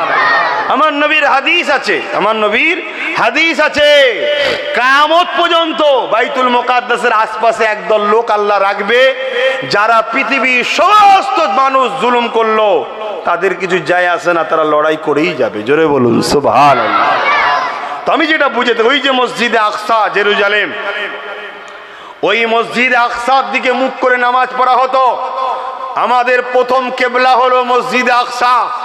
মসজিদে আকসা শুধু প্যালেস্তাইনের সম্পদ নয়, মসজিদে আকসা বিশ্বের প্রত্যেকটা ইমানদার নরনারী মুসলিম সমাজের হৃদয়ের সম্মানের জায়গা। জোরে বলুন সুবহানাল্লাহ। কিন্তু দুঃখের বিষয়, আমরা তো এখান থেকে কিছুই করতে পাচ্ছি না, কিছু করার নেই। তবে ইসলাম আমাদেরকে যে শিক্ষাগুলো দিয়েছে সেগুলো তো আমাদের মধ্যে থাকা দরকার। যদি সেগুলো না থাকে তবে শিক্ষা আল্লাহ কিয়ামতের দিন কিন্তু জবাব নেবে। আমি মনে করি মসজিদে আকসা যে ঘটনাটা ঘটছে, এটা কোনো দেখে আশ্চর্য হবার, ভয় খাবার ব্যাপার নয়। এটা কোনো ভয় খাওয়ার ব্যাপার নয়, কারণ এর থেকে বড় বড় ঘটনা ইসলাম ও মুসলমানরা দেখে চলে আসছে। এর থেকে বড় বড় লড়াইয়ের আমরা কুরবান দিয়ে দিয়ে যুগ যুগ ধরে আসছি, আলহামদুলিল্লাহ। আপনারা জানেন নিশ্চয়ই, চিঙ্গিস খান নাম শুনেছেন। চিঙ্গিস খান কন্টাক্ট নিয়েছিল ইসলামকে মুছে দেব, বাগদাদের উপরে হামলা করেছিল, মাথার খুলি দিয়ে বড় বড় রাজপ্রাসাদ তৈরি করেছিল, এত মুসলমান মেরেছে। চিঙ্গিস খান মিটে গেছে, আজও ইসলাম আছে, কিয়ামত পর্যন্ত থাকবে। জোরে বলুন সুবহানাল্লাহ। হালাকু খান চেয়েছিল ইসলামকে মুছে দেব, দাজলা নদীর পানি রক্তে লাল হয়ে গিয়েছিল, এত মুসলমান মেরেছে, তথাপি ইসলাম কায়েম ছিল। আরে আব্বাস সিদ্দিকীর উপরে ইসলাম ডিপেন্ড করে নয়, ইসলামের হিফাজতের মালিক খোদ আল্লাহ নিজে। জোরে বলুন সুবহানাল্লাহ। আরে এক আব্বাস সিদ্দিকী চলে যাবে তো কি হয়েছে, আল্লাহ এদের মধ্যে থেকেই লাখো কোটি আব্বাস সিদ্দিকী তৈরি করে নিতে পারে। জোরে বলুন সুবহানাল্লাহ। অতএব প্যালেস্তাইনের মসজিদে আকসার জন্য যে লড়াই হচ্ছে। এ লড়াই কম বেশি 80-90 বছর ধরে হয়ে আসছে। হাজারো মায়ের কোল খালা হয়েছে, হাজারো বাপ চলে গেছে, হাজারো মা চলে গেছে। যাক, আজকে সন্ত্রাসরা ছোট্ট ছোট্ট বাচ্চাদের উপরে জুলুম করছে, তাও চালিয়ে যা, অসুবিধে নয়। আমরা কোরআন পড়া মানুষ, আমরা ইতিহাস পড়া মানুষ, আরে আমরা ঘাবড়াই না কেন? এদের থেকেও এদের বাপ, এদের থেকেও এদের বাপ, তার নাম কি? ফেরাউন। 12,000 বাচ্চাকে একদিনে জবাই করেছে, তথাপিও তার রাজত্ব টিকাতে পারেনি। জোরে বলুন সুবহানাল্লাহ, আরো জোরে বলুন সুবহানাল্লাহ। কিন্তু দুঃখ একটা, কি দুঃখ? আমরা আমাদের ভাইয়ের খুনের সঙ্গে আমরাই শরীক হয়ে গেছি, আমরাই আমার ভাইয়ের খুনিদের সাথে আছি, এটাই দুঃখ। কেমন? আমাদের বাড়িতে আমার ভাইয়ের খুনিদের প্রোডাক্ট ঢুকে বসে আছে, পেপসি হোক, কোকোলা হোক, 7 আপ হোক, বা আরও কত ম্যাকডোনাল্ড না কি কমনে সব খাবার আছে, সেই সবগুলো সব ঢুকে বসে আছে। মনে রেখে দিও, তুমি তোমার ভাইয়ের খুন খাচ্ছ, এর জবাব কিন্তু কিয়ামত দিন দিতে হবে। তাই যে কোনো প্রোডাক্ট কেনার সময় আগে সার্চ করুন গুগলে, এটা কোথাকারের। যদি মেড ইন ইন্ডিয়া হয়, ইন্ডিয়ার হয়, নাও, খরিদ করে, নিজের দেশের প্রপার্টি বাড়াও। আর এ দেশ কারো বাবা কালী সম্পত্তি নয়। কেউ ক্ষমতায় বসে আছে বলে দেশ কি তার বাপের নাকি? দেশ প্রত্যেকটা ভারতীয়র, দেশ প্রত্যেকটা ভারতীয়র। তাই আমার দেশের উন্নতি হোক, একজন ভারতীয় হিসেবে আমি চাই। আমাদের ছেলেরা পেপসি খাচ্ছে, কোকোলা খাচ্ছে, খেয়ে কি ঢেকুর তুলছে। আরে অ্যাসিড আছে, তাই নাক গলা জলে। কি অ্যাসিড? যে অ্যাসিড দিয়ে বাথরুম পরিষ্কার করা হয়, ওই অ্যাসিড দিয়ে আছে। আমার কথা নয়, যারা রিসার্চ করছে তারা বলছে। ডেলি 7,000, 8,000, 20,000, 20,000 কোটি টাকা করে ওই বছরে তারা লুটে চলে যাচ্ছে আমার দেশ থেকে। যদি আমরা আখের জুস খেতাম, মুসাম্মির জুস খেতাম, বেদানার জুস খেতাম, তাহলে আমার দেশের কৃষকগুলো কমসে কম কোটি কোটি টাকার মালিক হয়ে যেত। এগুলো আমরা ভাবি না, আমরা দুশ্মনদের সম্পদ খাচ্ছি। তাই দেশের সম্পদ খান, দেশকে ভালোবাসুন, দেশকে পিয়ার করুন। একটা কথা এসেছে, বললাম, যদি সত্যি মসজিদে আকসাকে ভালোবাসেন, সত্যি সত্যি নিরীহ অসহায় বাপ মা ভাই বোনকে ভালোবাসেন, যে কোনো একটা জুম্মায় নফল রোজা রাখুন, ইফতারকে সামনে নিয়ে আল্লাহর কাছে হাত তুলে দোয়া চান, আল্লাহ আমি দুর্বল, আমি কমজোর, আমি অত দূর যেতে পারবো না, আমি আমার ভাইয়ের জন্য কিছু করতে পারছি না, একটা নফল রোজা রেখেছি, আপনার কাছে হাত তুলেছি, আল্লাহ এই রোজার সওয়াব আমার ভাইদের জন্য কবুল করেন।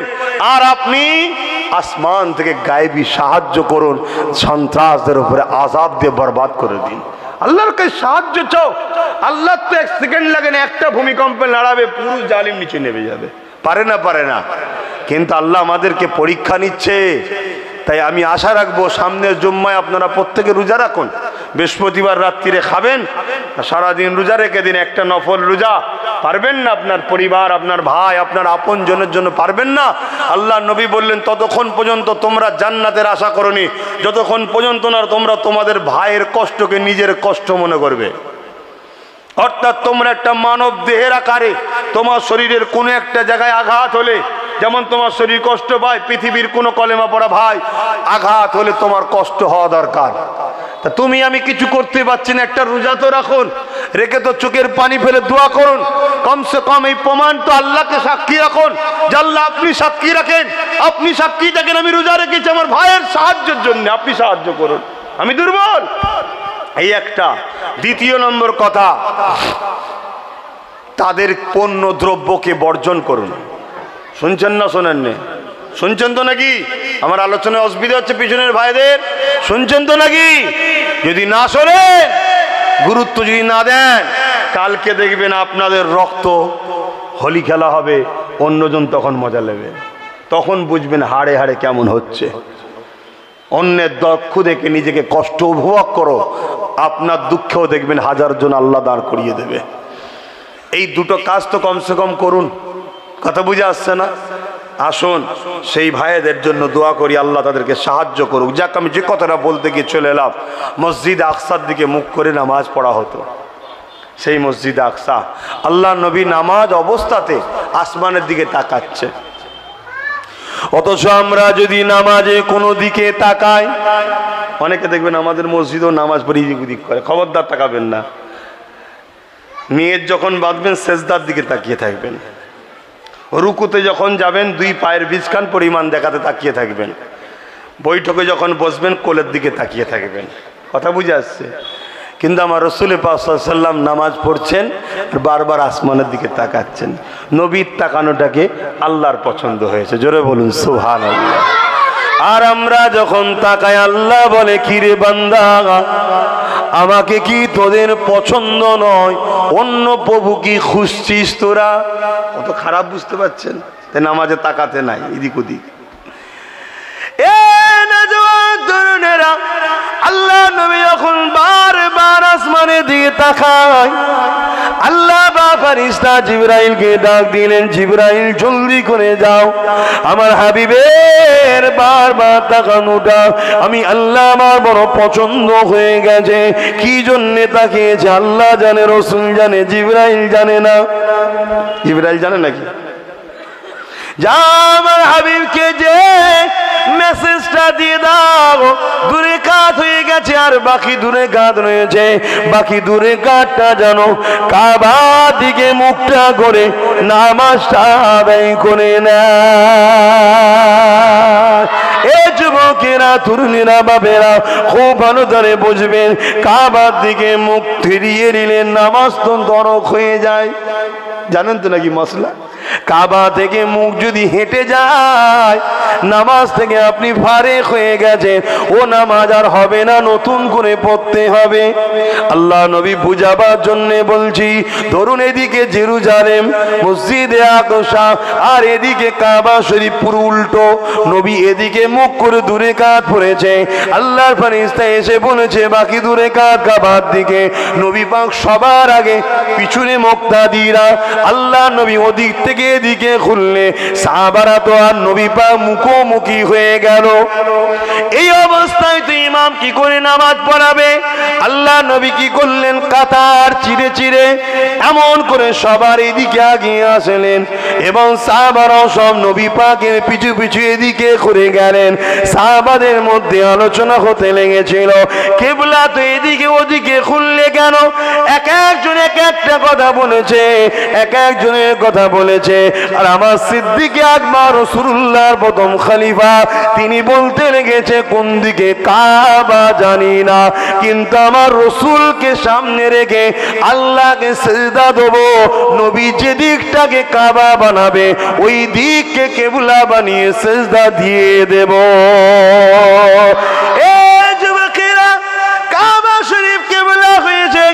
আমার নবী পাকের উসিলায় এই বিষয়ে আর একটা কথা বলি শোনেন। আল্লাহ নবী 3 দিন অসুস্থ ঘরের মধ্যে শুয়ে রয়েছেন, মসজিদে নববী শরীফে যেতে পারে না, ইমামতি করতে পারে না। হযরত ওমর ফারুক ইমামতির জায়গায় সবাই মিলে দাঁড় করাতে যায়। আল্লাহ নবী আওয়াজ দিয়ে বলেছিল, না ওমর নয়, আমার আবু বকর ইমামতি করবে। সিদ্দিকে আকবর ইমামতির জায়গায় দাঁড়িয়ে 3 দিন নামাজ পড়ে, দিল কাঁদে, চোখ দিয়ে পানি ভরায়। আহারে আমার নবীকে ইক্তিদা করে নামাজ পড়া সাহাবাদের কত ভালো লাগে। আজকে সেই নবী পাক ঘরে রয়েছে, 3 দিন পরে নবী আমার, মন দিয়ে শুনবেন, একটু সুস্থ হয়েছে। আল্লাহ নবী সাহাবারা এই দিকে মুখ করে নামাজ পড়ছে। যারা গেছেন নবী পাকের ঘর দেখেছেন, দেখেছেন তো নাকি? সোনালী জালিটার নবীর ঘর, ওখানে আম্মাজান আয়েশা হুজুর কে নিয়ে নবী থাকতেন ওই ঘরটায়। জাননি আপনারা হজে? আরে যান, জন বয়সে ঘুরে আসে। কবে বুড়ো হবেন তারপরে যাবো আশা করলে হয়? এই বয়সে যেতে হবে। আল্লাহ নবীর ঘরটা ইমামতির জায়গা থেকে একটু পিছন দিকে, একটু ক্যারাচে হবে, কিন্তু পিছন সাইডে হবে। তো নবী পাক একটা কাপড়ের পর্দা সরিয়েছেন না, আওয়াজ হয়েছে, কিছুই হয়নি। সাহাবারা কাবার কিবলামুখী হয়ে নামাজ পড়ছিলেন। মন দিয়ে শোনেন মুসলমান, আমরা তো অনেকে বলে বেড়াই নবীর কথা, নামাজে মনে পড়লে নাকি নামাজ হবে না, অনেকে বলে বেড়ায়। হাই কপাল পরিবর্তন হন। নবী যেই পর্দা খুলেছে, সাহাবারা কি করছে দেখার জন্য 63 বছর এবং 23 বছরের মেহনতের ফল নবী দেখছে। সাহাবারা কাতার দিয়ে আছে, আবু বকর ইমাম। পর্দা যেই সরিয়েছে, সমস্ত সাহাবা হুজুররা কাবার দিক থেকে মুখটা ঘুরিয়ে নিয়ত অবস্থাতে নবী পাকের দিকে ঘুরে যায়। বাপের গল্প বলছি নি, বুখারীর হাদিস বলছি, শুনছেন তো নাকি? আল্লাহ নবী সাহাবাদের এই দৃশ্য দেখে মুচকে হাসলেন, যে হাসিটাকে সাহাবারা বলে নবীর হাসিটা যেন কোরআনটা খুলে গেল। কাবার থেকে মুখ ঘুরে গেছে, ওখানে নাই ওহী নাজিল হয়েছে, কাবার দিকে মুখ করতে হবে। জেরুজালেমের মসজিদ আকসা থেকে নাই ঘুরিয়েছে, এখানে তো কাবার থেকে মুখ ঘুরিয়ে ওহী তো নাজিল হয়নি। আর রাসূলও বলেন যে তোমরা আমি যখন দেখবো মুখ ঘুরিয়ে আমার দিকে তাকাবে, এমনও কোনো কিছু বলেনি। সাহাবারা সঙ্গে সঙ্গে মুখ ঘুরিয়ে আমার রাসূলুল্লাহকে দেখলো। এবারে নামাজের কি হবে? নামাজের কি হবে? সর্বনাশ। আল্লাহ নবী কি বলেছিলেন শোনেন, কুরবান যাক আমার নবীর কদমে, আমার বাপ মা দাদু দাদি গোষ্ঠী সব কুরবানি হয়ে যাক। বলুন আল্লাহুম্মা আমিন। আপনারা কি কুরবানি হবেন না? বলুন আল্লাহুম্মা আমিন। কি নিয়ামত আল্লাহ করেছে দেখুন। আল্লাহ নবী কি বলেছিলেন, সাহাবারা কাবা থেকে মুখ ঘুরে গেছে, তোমরা কি মশলা জানো না, নামাজ চলে যাবে না, ওটা বলেনি। আল্লাহ নবী বললেন, বাবা সাহাবারা নামাজটাকে কমপ্লিট করে লাও। হতে পারে এক রেকাত বাকি ছিল কি দু রেকাত ছিল, যাই ছিল ওটা কমপ্লিট করো। আবার আবু বকর ইমামতির জায়গা, আবার কাবার দিকে মুখ করলেন, নবী পর্দা টেনে দিলেন, আবার সাহাবারা বাকি নামাজকে কমপ্লিট করলেন। কেন কাবার থেকে মুখ ঘুরেছে নামাজ দেবে তো জানি, কিন্তু এখানে কাবার থেকে মুখ ঘুরিয়ে এমন একজনের দিকে মুখটা গেছে আল্লাহ যেনাকে কাবারও কিবলা করেছে। আমি তুমি নামাজ পড়ি কাবার দিকে, কাবা মুখ করে আছে আমিনার লালের দিকে। তাই তো জান্নাতকে জিজ্ঞাসা করা হয়েছে, ওরে জান্নাত তোর জন্য আমরা তো দিবানা পাগল, তুই তো আমাদের জান্নাত, তোর কি কোনো জান্নাত আছে? জান্নাত বলেছে আমার জান্নাত হলো মুহাম্মাদুর রাসূল। সেই নবীকে ভালোবাসেন, প্যার করেন, তার কদমকে ধরুন মজবুত করে জড়িয়ে, সিনায় লাগিয়েলেন, আদব করুন, প্যার করুন। হিদায়েতের রাস্তা তো আল্লাহ দেখাবে। কে দেখাবে?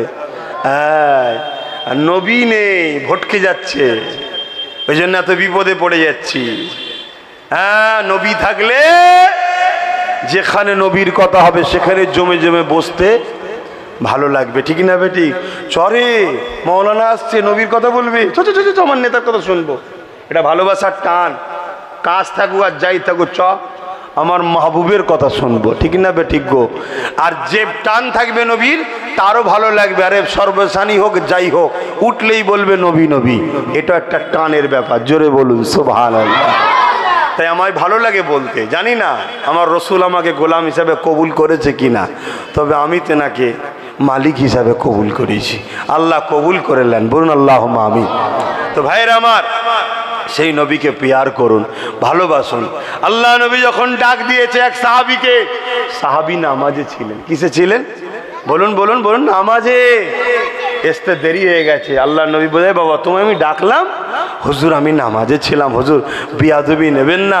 তাড়াতাড়ি ছোট করে সালাম ফিরিয়ে এসেছি। আল্লাহ নবী বলল, কেন তুমি কোরআন পড়োনি? আল্লাহ কোরআনে বলেছে, আমিও আমার হাবিব যখন ডাকবো সব কাজ ফেলে নবী ও আল্লাহর ডাকে সাড়া দাও। জোরে বলুন সুবহানাল্লাহ। আমার নবীর সম্মান বুঝছেন? তাই নবী যখন বলল বদরে যেতে হবে, চলো। আমাদের ছেলেদের কাছে ডাকা হয়, চলো মসজিদের জন্য, মাদ্রাসার জন্য, যেতে চাই না। দুনিয়ার বদমাই চোর লম্পটরা ডাকলে আমাদের ছেলেরা যায়, এই জন্য ধ্বংস হচ্ছে। আর আমার নবী যখন ডেকেছে, চলো বদরে যেতে হবে, এক ঘরের ভেতর থেকে বাপ বেটার কথা কাটাকাটির আওয়াজ আসছে, এলাকার লোক সব জড়ো হয়ে গেছে। কি ব্যাপার? দুজনই নবীর সাহাবী। বাপ বলছে আমি নবীর সঙ্গে লড়াই করতে যাব, ছেলে বলছে আমি যাব। এই নিয়ে তো কথা কাটাকাটি হচ্ছে। জোরে বলুন সুবহানাল্লাহ। চিন্তা করুন কি প্রেম তাদের। তারা দুজনে মিলে রাসূলুল্লাহর কাছে গেছে, হুজুর আমাদের দুজনের মীমাংসা আপনি করে দিন। বাপ বলছে আমি যাব, ছেলে বলছে আমি যাব।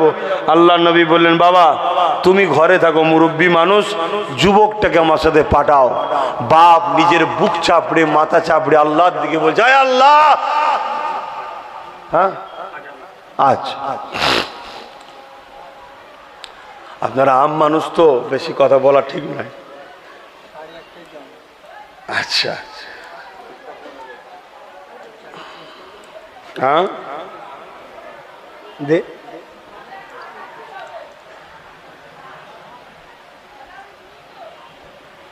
আমার মুখে তালাম।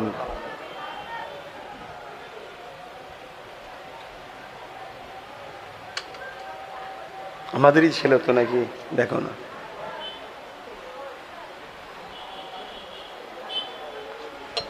এটা আপনাদের মহল্লায় অদ্দুর মসজিদ।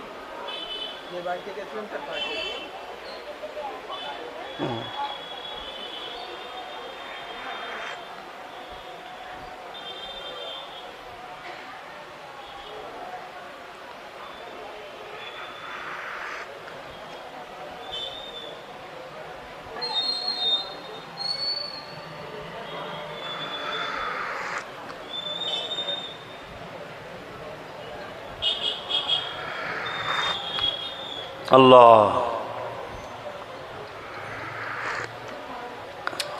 আল্লাহুম্মা রাব্বা হাজিত লিল্লাহি ওয়া তারযুকনা সাফাত ওয়া ইয়াম ইন্নাকা লা তুফলিহু। দরুদ শরীফ। আল্লাহুম্মা সাল্লি আলা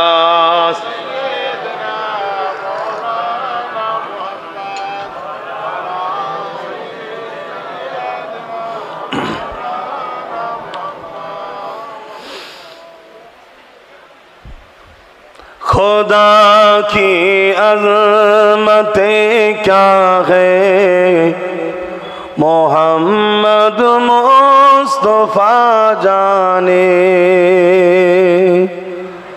मकामे मुस्तफ़ा क्या है, मोहम्मद का खुदा जाने।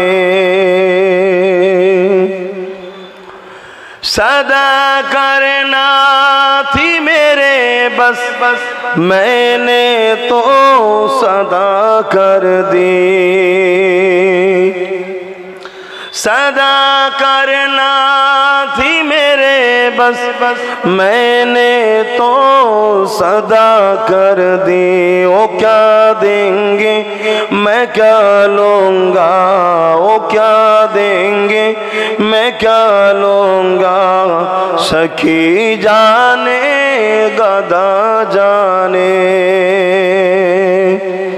खुदा की अज़मतें क्या है, मोहम्मद मुस्तफ़ा जाने। मकाम मुस्तफ़ा क्या है, मोहम्मद का खुदा जाने। मदीने हाजिरी के दुआ मांगते रहे न यारो। मदीने हाजिरी के दुआ मांगते रहे न यारो। अशर होगा या नहीं होगा, अशर होगा या नहीं होगा। दुआ जाने नबी जाने। নবী যদি ডাক দেয় তোমার কিছু আছে কি নেই অত চিন্তা করতে হবে না, ঠিক পৌঁছে যাবে। জোরে বলুন সুবহানাল্লাহ। আমার কথা বুঝতে পারছেন তো সব? যে আর সব কিছুর পিছনে একটা কথাকে মাথায় রাখবেন, কি এই যা কিছু মাকাম, যা কিছু ক্ষমতা, যা কিছু নবীর আল্লাহ দিয়েছে। জোরে বলুন সুবহানাল্লাহ। তাহলে সব সমস্যা সমাধান। কথা কিছু মাথায় ঢুকছে? खुदा की अज़मतें क्या है मोहम्मद मुस्तफा जाने।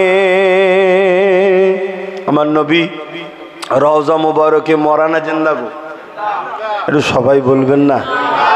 এই আকীদা আছে তো?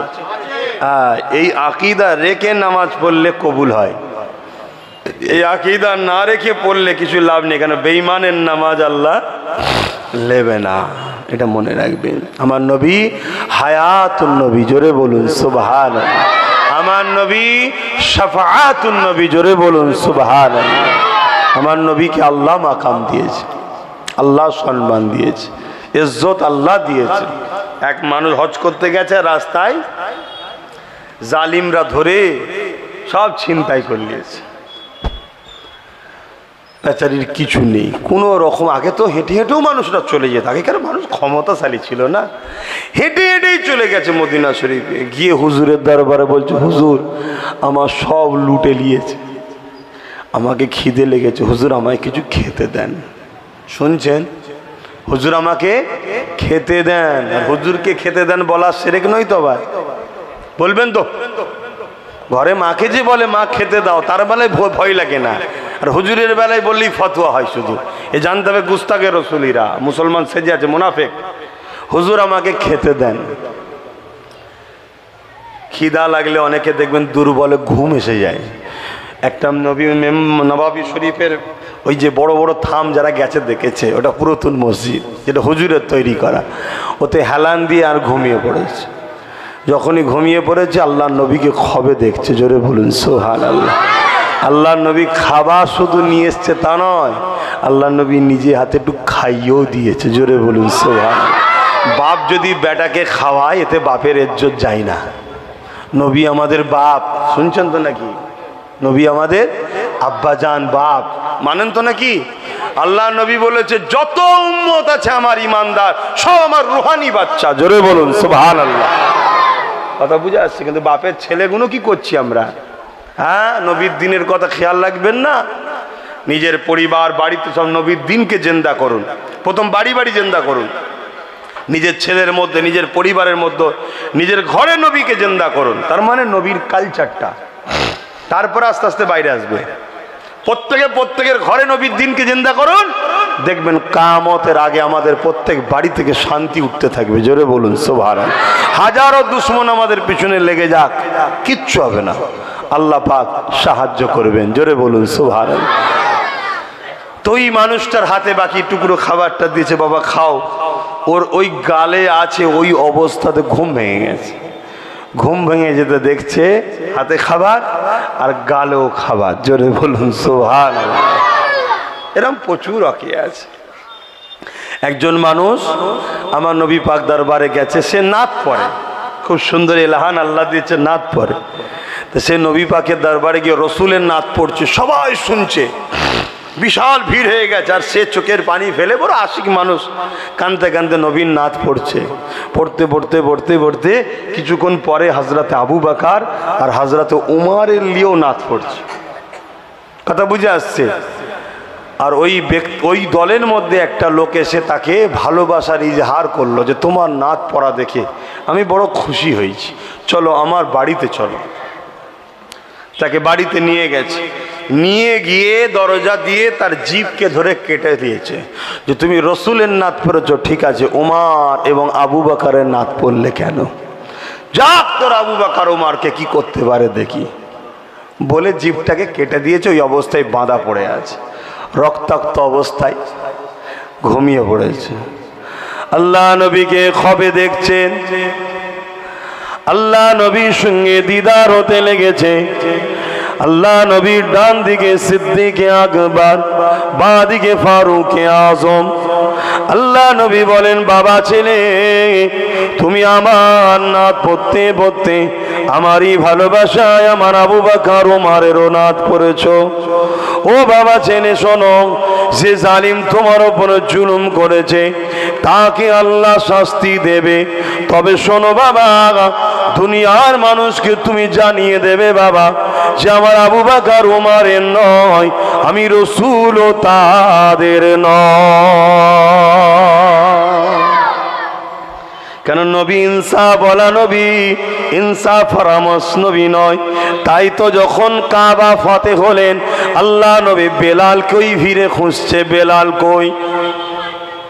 তখন লক্ষাধিক সাহাবা হয়ে গেছে, বড় বড় রাজপুত্ররাও তখন কলেমা পড়ে নিয়েছে, বড় বড় অর্থশালীরাও তখন কলেমা পড়ে নিয়েছে। আল্লাহ নবী এই ভিড়ের মধ্যে হযরত বেলালকে খুঁজতে লেগেছে। এমন সময় একজন সাহাবী বলতে লেগেছেন, ইয়া রাসূলুল্লাহ, হাবিবাল্লাহ, পৃথিবী থেকে বড় বড় ভিআইপিরাও সব এসেছে, মক্কার অহংকারকারী মুশরিকেরাও রয়েছে, এদের সামনে আপনি বেলালকে দিয়ে আযান দিয়াবেন যে বেলাল নাকি কালো কুচ্ছি, যে বেলাল নাকি হাফসি দেশের মানুষ জবানে তুতলা। ইয়া রাসূলুল্লাহ, হাবিবাল্লাহ, সুন্দর এলহানওয়ালা ভালো মানুষ একটা দাঁড় করান না। রাসূলুল্লাহ চেহারা মোবারক খানা লাল হয়ে গেল।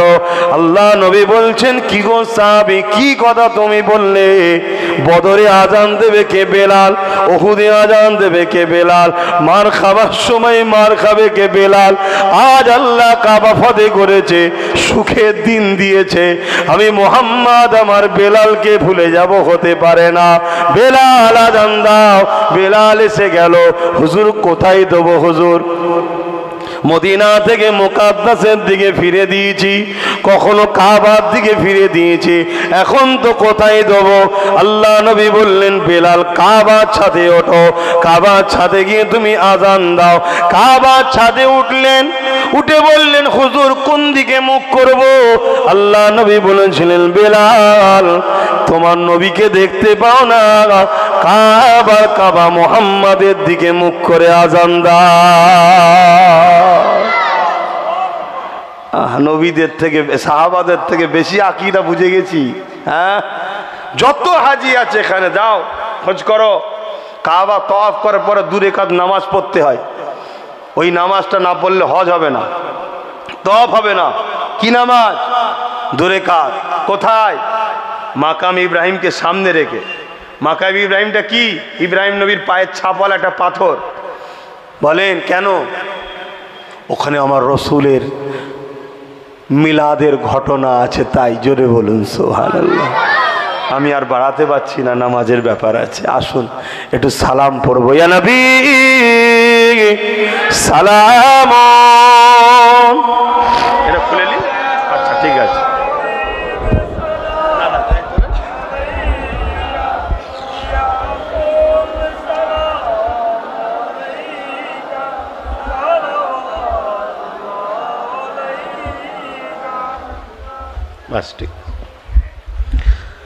এই যে সালাম দেব আমরা, এই সালাম দেবার হুকুম আমাদের ঘরে কে দিয়েছে? একটু বলবেন না সবাই? নবীকে যে সালাম দিতে হবে এই হুকুমটা কে দিয়েছে? আল্লাহ পাক দিয়েছে। কোথায়? ওই যে দরুদ দেখুন, ওয়াসাল্লিমু এবং সালাম দাও। সল্লু দরুদ পড়ো, ওয়াসাল্লিমু এবং সালাম দাও। আর সালাম দিলে জবাব পাওয়া যায়। সালাম দিলে কি পাওয়া যায়? জবাব। কেন? সালাম দিয়া সুন্নাত, জবাব দিয়া ওয়াজিব। জবাব দিয়া কি? ওয়াজিব। তা আমরা নবীকে সালাম দেবো, নবী কি আমাদের জবাব দেবে না? বলুন বলুন। হ্যাঁ, নবী জবাব দেয়। তো জবাবটা যখন লোবো, বসে লোবো, বলুন। এজন্যে আদবের ক্ষেত্রে দাঁড়িয়ে সালাম দেওয়া হয়। এবং আজকের দিনও মসজিদে নবাবী শরীফে যারা যায়, বাবু সালাম দিয়ে যখন ঢোকে, তারা দাঁড়িয়ে দাঁড়িয়ে নবীকে সালাম দেয়। জোরে বলুন সুবহানাল্লাহ। দলিলের কথা যদি কেউ বলে, আমি একটা কথা আপনাদেরকে বুঝাই, খুব ভালো করে বুঝবেন। ফরজ, ওয়াজিব, সুন্নতে মুআক্কেদা, যেগুলো তরক করলে কাবিরা গুনাহ হয়, সেইগুলো দলিল খুঁজতে হয়। এর নিচের তফকার কোনো জিনিসের দলিল যে খোঁজে তাকেই বলা হয় সবচেয়ে বড় মূর্খ। কথা কিছু বুঝতে পারছেন? এখন আপনি বাজারে গেছেন, বাজারে গিয়ে দেখছেন আপনার আব্বা বাজার করেছে, সব মাছটা সব নিয়ে এসছে। আপনি এখন একটা ভালো বড় মাছ পেয়েছেন, আপনি নিয়ে আসছেন ঘরে কিনে, এর দলিল লাগবে নাকি ভাই? হালাল খাদ্য, মাকে ভালোবাসি নিয়ে এসেছি, আরে রয়েছে তো তাও আনছিস কেন, এটা কেউ বলবে নাকি? প্রেমের কোনোদিন দলিল লাগে না, প্রেমের দলিল লাগে না। প্রেমটা হয় শুধু একটা জায়গাকে মাথায় রেখে প্রেম করতে হবে, কি? এই লাইনটা না টপকে যায়। কি লাইন? নবীকে প্রেম করতে করতে নবীকে যেন আল্লাহ না বানিয়ে দেওয়া হয়, অর্থাৎ নবী যে আল্লাহ, সে নওজুবিল্লাহ না, তাহলে ইমান চলে যাবে। নবী নবী, আল্লাহ আল্লাহ। আল্লাহ হলেন খালেক, নবী হলেন মখলুক। আল্লাহ সৃষ্টিকর্তা, নবী সৃষ্টি হয়েছে, এই একটা লাইন। আরেকটা লাইন হচ্ছে রুকু আর সেজদা। কি? রুকু আর সেজদা, এটা নবীকে দেওয়া যাবে না। কিন্তু এসব ওয়াজ আপনাদের কাছে করলে ঘেবড়ে যাবেন আপনারা। কিন্তু সাহাবাদের মধ্যে মনের বাসনা ছিল হুজুরকে সেজদা করার। সাহাবারা প্রায় ইজাজত চাইছে, হুজুর একবার ইজাজত দেন না, আপনাকে সেজদা করি, একবার ইজাজত দেন না, সেজদা করি, একবার দেন না। আল্লাহ নবী বললেন, শোনো, আমি নবী শরিয়াতে সেজদা, যে কোনো প্রকারের সেজদা আল্লাহ ছাড়া অন্যকে করা হারাম হয়ে গেছে। শুনছেন? এক সাহাবী ছিলেন সাদ ইবনে হযরতে মুআজ ইবনে জাবাল রাদিয়াল্লাহু তাআলা, তিনি সফরে ছিলেন, তখন এই ঘোষণাটা তিনি শোনেননি। তিনি আর ইজাজত চাইনি, সোজা এসেই নবীকে সেজদা করে দিয়েছে। আল্লাহ নবী বলছে, এ সাহাবী, তুমি এটা কি করছো? হুজুর, গাছ আপনাকে সেজদা করে দেখেছি, জীবজন্তু সেজদা করে দেখেছি, আমরা তো আশরাফুল মখলুকাত, আপনাকে সেজদা করলাম। আল্লাহ নবী বললেন, শোনো, আমার দিনেতে সেজদা করা হারাম হয়ে গেছে। কথা বুঝতে পারছেন? তাদের মনের বাসনা নবীর ওপরে এত আদব ছিল, শুনতে পাচ্ছেন তো নাকি? আমরা সেই নবীকে ভালোবাসতে পারলাম। তাহলে রুকু সেজদা আর নবী আল্লাহ নয়, এই যে লাইনটা আছে তিনটে, এটাকে মাথায় রেখে যেমন করে খুশি নবীকে প্রেম করেন, যত প্রেম করবেন তত আপনার ঈমান মজবুত হবে, আপনার মাকাম আল্লাহ তত বাড়াবে। জোরে বলুন সুবহানাল্লাহ। নিশ্চয়ই আপনারা শুনেছেন, কি বলি বলেন না, খালিদ বিন ওলীদ নাম শুনেছেন? আল্লাহ নবীর একজন সাহাবী ছিলেন খালিদ বিন ওলীদ, কিন্তু তিনি প্রথম সময় নবীর সাহাবী ছিলেন না। উহুদের ময়দানে নবীর বিরুদ্ধে ছিলেন, এবং যেখানে প্রচুর সাহাবা হুজুর শহীদ হয়েছিলেন, শুধু নবীর একটা হুকুমকে মিস্টেক করার জন্যে। কেন? সাহাবাদের ওপরও কথা আমাকে বুঝে বলতে হবে, কথা বুঝে আসছে, একটু মিস্টেক হয়ে যাওয়ার জন্য। তো উনি 120টা লড়াই করেছিলেন ইসলামের পক্ষে, 120টাতেই জয় হয়েছিলেন। জোরে বলুন সুবহানাল্লাহ। তো ওনাকে বলা যখন হয়, উনি তখন বলেছিল, শোনো, আমি এই যে জিতি এক যুদ্ধের ময়দানে, ওনার মাথার পাগড়িটা খুলে পড়ে যায়। লড়াই করতে গেলে ঘোড়ার পিঠে ছুটোছুটি, লাপালাপি, তরোয়াল চালানো, টুপিটা খুলে, পাগড়িটা খুলে পড়ে যায়। যুদ্ধের ময়দানের কৌশল হলো, নিজের ছেলেও যদি গর্দান আলাদা হয়ে যায়, পরিবারের কেউ হয়ে যায়, কারো দিকে তাকালে হবে না, এক চুল চোখ আলাদা হলে অন্যদিকে নিজের গর্দান উড়ে যাবে। কিন্তু খালিদ বিন ওলীদ ওই যুদ্ধের ময়দানে অলরেডি ভিড়ের মধ্যে সবাই উনাকে মারার জন্যই টার্গেট করছে, কারণ উনি মেন, সব জায়গায় যেতে উনি। তো এইরকম একটা সময় পাগড়িটা পড়ে গেছে, উনি পাগড়িটা তুলাতে ব্যস্ত। তো পাগড়িটা তুলে যখন মাথায় পড়ছে, তখন দুজন বিরোধী পক্ষ দুশ্মন এসে বলছে, আরে খালিদ বিন ওলীদ, শুনেছিলাম তুমি বিরাট বড় নাকি যোদ্ধা, তুমি বিরাট কিছু বোঝো, কিন্তু আজ দেখছি তুমি তো যুদ্ধের কিছুই বোঝো না কৌশল। কেন? বলছে, যুদ্ধের মধ্যে নাকি পাগড়ি তোলে, ছেলে মারা গেলে তাকেও দেখার সময় থাকে না, তোমাকে তো আমরা দুজন মেরেই দিয়েছিলাম। খালিদ বিন ওলীদ বলছে, ওইটাই তো ব্যাপার, মেরে দিয়েছিলিস বললি, মারতে পেরেছিস কি? মারলি না কেন? ওটাই তো ব্যাপার, মনে রেখে দিবি। খালিদ বিন ওলীদ 120টা যুদ্ধে জিতেছে, 120টা যুদ্ধ নিজের কৃতিত্বে জেতে নেই, পাগড়ির মধ্যে একটা নিয়ামত আছে, ওই নিয়ামত আমায় জিতিয়েছে। জোরে বলুন সুবহানাল্লাহ। ওই নিয়ামতটা কি? এক লড়াইয়ের ময়দানে রোমের সাথে যুদ্ধ হচ্ছে, রোম সৈন্যদের সাথে যুদ্ধ হচ্ছে, সাহাবারা সব পিছু হাঁটছে, জিতার চান্স নেই। সমস্ত সাহাবারাও ভাবছে আমরা আজকে হেরে যাব, জিততে পারবো না, এমন একটা অবস্থা। ওই খবর মদিনার এলাকায় ঘোষণা হয়ে গেছে যে নবীর সাহাবারা হেরে যাচ্ছে, খালিদ বিন ওয়ালিদের নেতৃত্বে যুদ্ধ হচ্ছে। এই খবর খালিদ বিন ওয়ালিদের স্ত্রীর কানে গেছে। উনি বলছে খালিদ বিন ওয়ালিদ হারছে, এটা কি করে হতে পারে? উনি তাড়াতাড়ি ঘরে এসছে, এসে খুঁজছে, খুঁজে যে নিয়ামতটাই উনি যেতে, সেই নিয়ামতটা দেখছে ঘরে রয়ে গেছে। উনি তাড়াতাড়ি নিয়ে বোরখা পরে ঘোড়ার পিঠে উঠে রওনা দিয়েছে। বাকি সমস্ত মদিনার মানুষরাও যাচ্ছে খবর শুনে। তাদের মধ্যে থেকে একজন সাহাবী ছিলেন, তিনি কিন্তু একটু চিন্তিত হলো যে এই মহিলাটা, মহিলা বলে তখন চেনা যাচ্ছে না, ভেতরে পড়ে রয়েছে কে, কোনো জাসুস বোরখা পরে যাচ্ছে না তো। আর যুদ্ধের ময়দানে গিয়ে দেখছে খালিদ বিন ওয়ালিদের পিছু পিছু উনি ঘুরছে, যেখানে খালিদ বিন ওয়ালিদ আছে সেই আশপাশে ঘুরছে। তখন খালিদ বিন ওয়ালিদে বলছে, কে তুমি বোরখা পরে আমার কাছাকাছি কেন আসছো? তখন যুদ্ধ হারের দিকে চলছে। তখন নেকাব তুলে আলাদা করে শুধু স্বামীকে মুখ দেখিয়ে বলছে, আমি আপনার স্ত্রী। কি ব্যাপার? বলছে, আমি যখন শুনলাম মদিনায় ঘোষণা হচ্ছে আপনি হেরে যাচ্ছেন, আপনি হারার পিছনে আপনার পাগড়ি খুলে দেখুন। পাগড়ি খুলে দেখছে সেই টুপিটা নাই, যে টুপিটায় রাসূলুল্লাহ দাড়ি মোবারক ছিল। জোরে বলুন সুবহানাল্লাহ। এলান, এটা ধরেন। আল্লাহু আকবার। টুপিটা যেই পরেলে পাগড়ি লাগালেন, হারার যুদ্ধ জিতে ঘরে এলেন। জোরে বলুন সুবহানাল্লাহ। শুনছেন তো?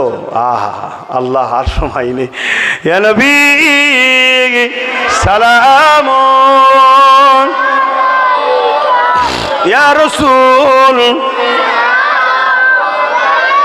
ইয়া হাবিব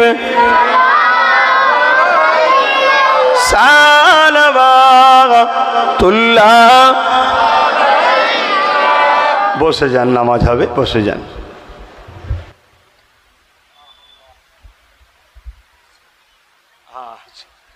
ঠান্ডা গরমে একটু মাঝে মাঝে সর্দি ধরে যাচ্ছে। যাক, আমার আব্বারা, আর কথা একদম বাড়াচ্ছি না। আমি যা কিছু কথা বললাম, বলার উদ্দেশ্য একটাই, মোবাইল আছে, ব্যাটারি আছে, চার্জ নাই, কোনো কাজে লাগবে, ফোন করতে পারবেন, কিছু দেখতে পারবেন, বোঝাবার জন্য বলছি। আমাদের দুর্দশাটা ঠিক সেটাই হয়েছে। আমাদের সব আছে, ইমানের চার্জ নাই। আর চার্জ নিতে গেলে পাওয়ার মিটারের সঙ্গে যোগাযোগ করতে হবে। ঠিক বুঝতে পারছেন তো নাকি? ইমান ও ভালোবাসার পাওয়ার আমাদের হৃদয়ের ইমানে আনতে হবে। সেটা মদিনাওয়ালার সেন্টার থেকে পাওয়া যায়। জোরে বলুন সুবহানাল্লাহ। অতএব জান প্রাণ সব কিছুর থেকে রসুলকে ভালোবাসে, নবীকে আদব করে, নবীকে পেয়ার করে। যে উলামা, পীর সাহেব, পীরজাদা, মুফতি, মাওলানার মুখে নবীর ভালোবাসা পাবেন, নবীর আদব পাবেন, নবীর তাজিম পাবেন, নবীর সঙ্গে আপনাদের জোড়ার চেষ্টা করছে, দেখবেন সেখানে যাবেন, সেখানে উঠা বসা করবেন। সে যেই হোক, কথা বুঝে আসছে? যে দেখবেন নবীকে ভালোবাসছে, নবীর সঙ্গে জুড়তে চাইছে, সেখানে যান, সেখানে গিয়ে বসে থাকুন, সেখানে গিয়ে ওয়াজ শুনুন, তার মুখ দেখুন, তার আলোচনা শুনুন, তাকে পিয়ার করুন, তাকে মহব্বত করুন। কি জন্যে করবেন? আমার নবীকে ভালোবাসে, আমার নবীর কথা বলে, আমার লিডারের গুণগান গায়, আমার লিডারকে পিয়ার করে, ওই লিডারকে তুমি লিডারকে সম্মান করে, তুমি তাকে ভালোবাসো, দেখবে একদিন মদিনাওয়ালা তোমাকেও ভালোবেসে নেবে। জোরে বলুন সুবহানাল্লাহ। কেন? হুজুরের জন্যে তো ভালোবাসি, হুজুরের জন্যে তো ভালোবাসি, এটা মনে রাখবেন। তো যাক, আমি আর কথা একদম বাড়াতে পারছি না। ছোট্ট ছোট্ট দোয়া, দোয়ার আগে আমার জন্য কিছু দোয়ার দরখাস্ত আছে, করবেন তো নাকি? সর্বপ্রথমে একটা বলবো, সামনে রমজান মাসে আবার এই শুক্রবারটা রোজা রেখে দেবেন, শুনছেন? আর ওই সন্ত্রাসদের প্রোডাক্ট নেবেন না, সার্চ করবেন না, এটা দেখবেন, দেখে বয়কট করুন, আসুন। আর আমার জন্য তিনটে দোয়া, একটা আমার ইমানের সঙ্গে নবী দেখতে দেখতে আল্লাহ যেন মরণ দেয়, বোন আল্লাহুম্মা আমিন। দ্বিতীয় হলো, আমি যে নলেজ সিটা করছি আল্লাহ যেন কমপ্লিট করার তৌফিক দেয়, বলুন আল্লাহুম্মা আমিন। আর একটা দোয়া, আল্লাহ নবী বলেছে যে তার ভাইয়ের ভালো চাই না সে জান্নাতি হতে পারবে না। তা আমার ভাই জানো যে কাজে নেবেছে, নাই সত্য, মানুষের জন্য, দেশের জন্যে, আল্লাহ যেন ওকে রাজ ক্ষমতা দেয়, বলুন আল্লাহুম্মা আমিন। নিজের জন্য যেন না করে, দেশ ও মানুষ তার জন্য করে, আল্লাহুম্মা আমিন। আল্লাহ শুধু এতটুকু দোয়া চাইব, আমাদেরকে দুনিয়া এক জায়গায় করেছেন, পরকালে একসাথে আপনার হাবিবের খাতিরে শাফাআত মিলিয়ে জান্নাত নসিব করে দেবেন। যতদিন দুনিয়ায় রাখবেন জালিমের জুলুম, কাফেরের কুফরি, মুনাফিকি থেকে হেফাজত করে আমাদের ঈমান ইজ্জত বাঁচিয়ে আপনার দাসত্ব করার তৌফিক দেবেন। আমাদের অভাব অনটন দূর করে দেবেন, আমাদের বিমারকে শেফা করে দেবেন। এই জলসাকে কবুল করুন, কবরস্থানবাসীদের প্রত্যেকের কবরে রুহের মাগফিরাত দান করে দিন আল্লাহ। আয় আল্লাহ, আরও দোয়া চাই আমার দেশকে, বিদেশি ও দেশের মধ্যে যারা গাদ্দার আছে তার হাত থেকে দেশ ও দেশবাসীকে হেফাজত করুন। প্যালেস্তাইন ও মসজিদে আকসাকে হেফাজত করুন। আয় আল্লাহ, জালিম সন্ত্রাসদের হাত থেকে নিরীহ অসহায় মানুষদেরকে হেফাজত করুন। সন্ত্রাসদের ঘরে আপনি ধ্বংস করুন আল্লাহ। এই গ্রামে আপনি রহমত দিন, এই এলাকায় আপনি রহমত দিন, বাচ্চাগুলোর নসিব বড় করবেন। আমিন আমিন আমিন। আল্লাহ আমার বাচ্চারও নসিব বড় করবেন। বারহাক লা ইলাহা ইল্লাল্লাহু মুহাম্মাদুর রাসূলুল্লাহ। আর নয় মুসাফার জন্য হাত বাড়াবেন না, মসজিদের দিকে চলেন।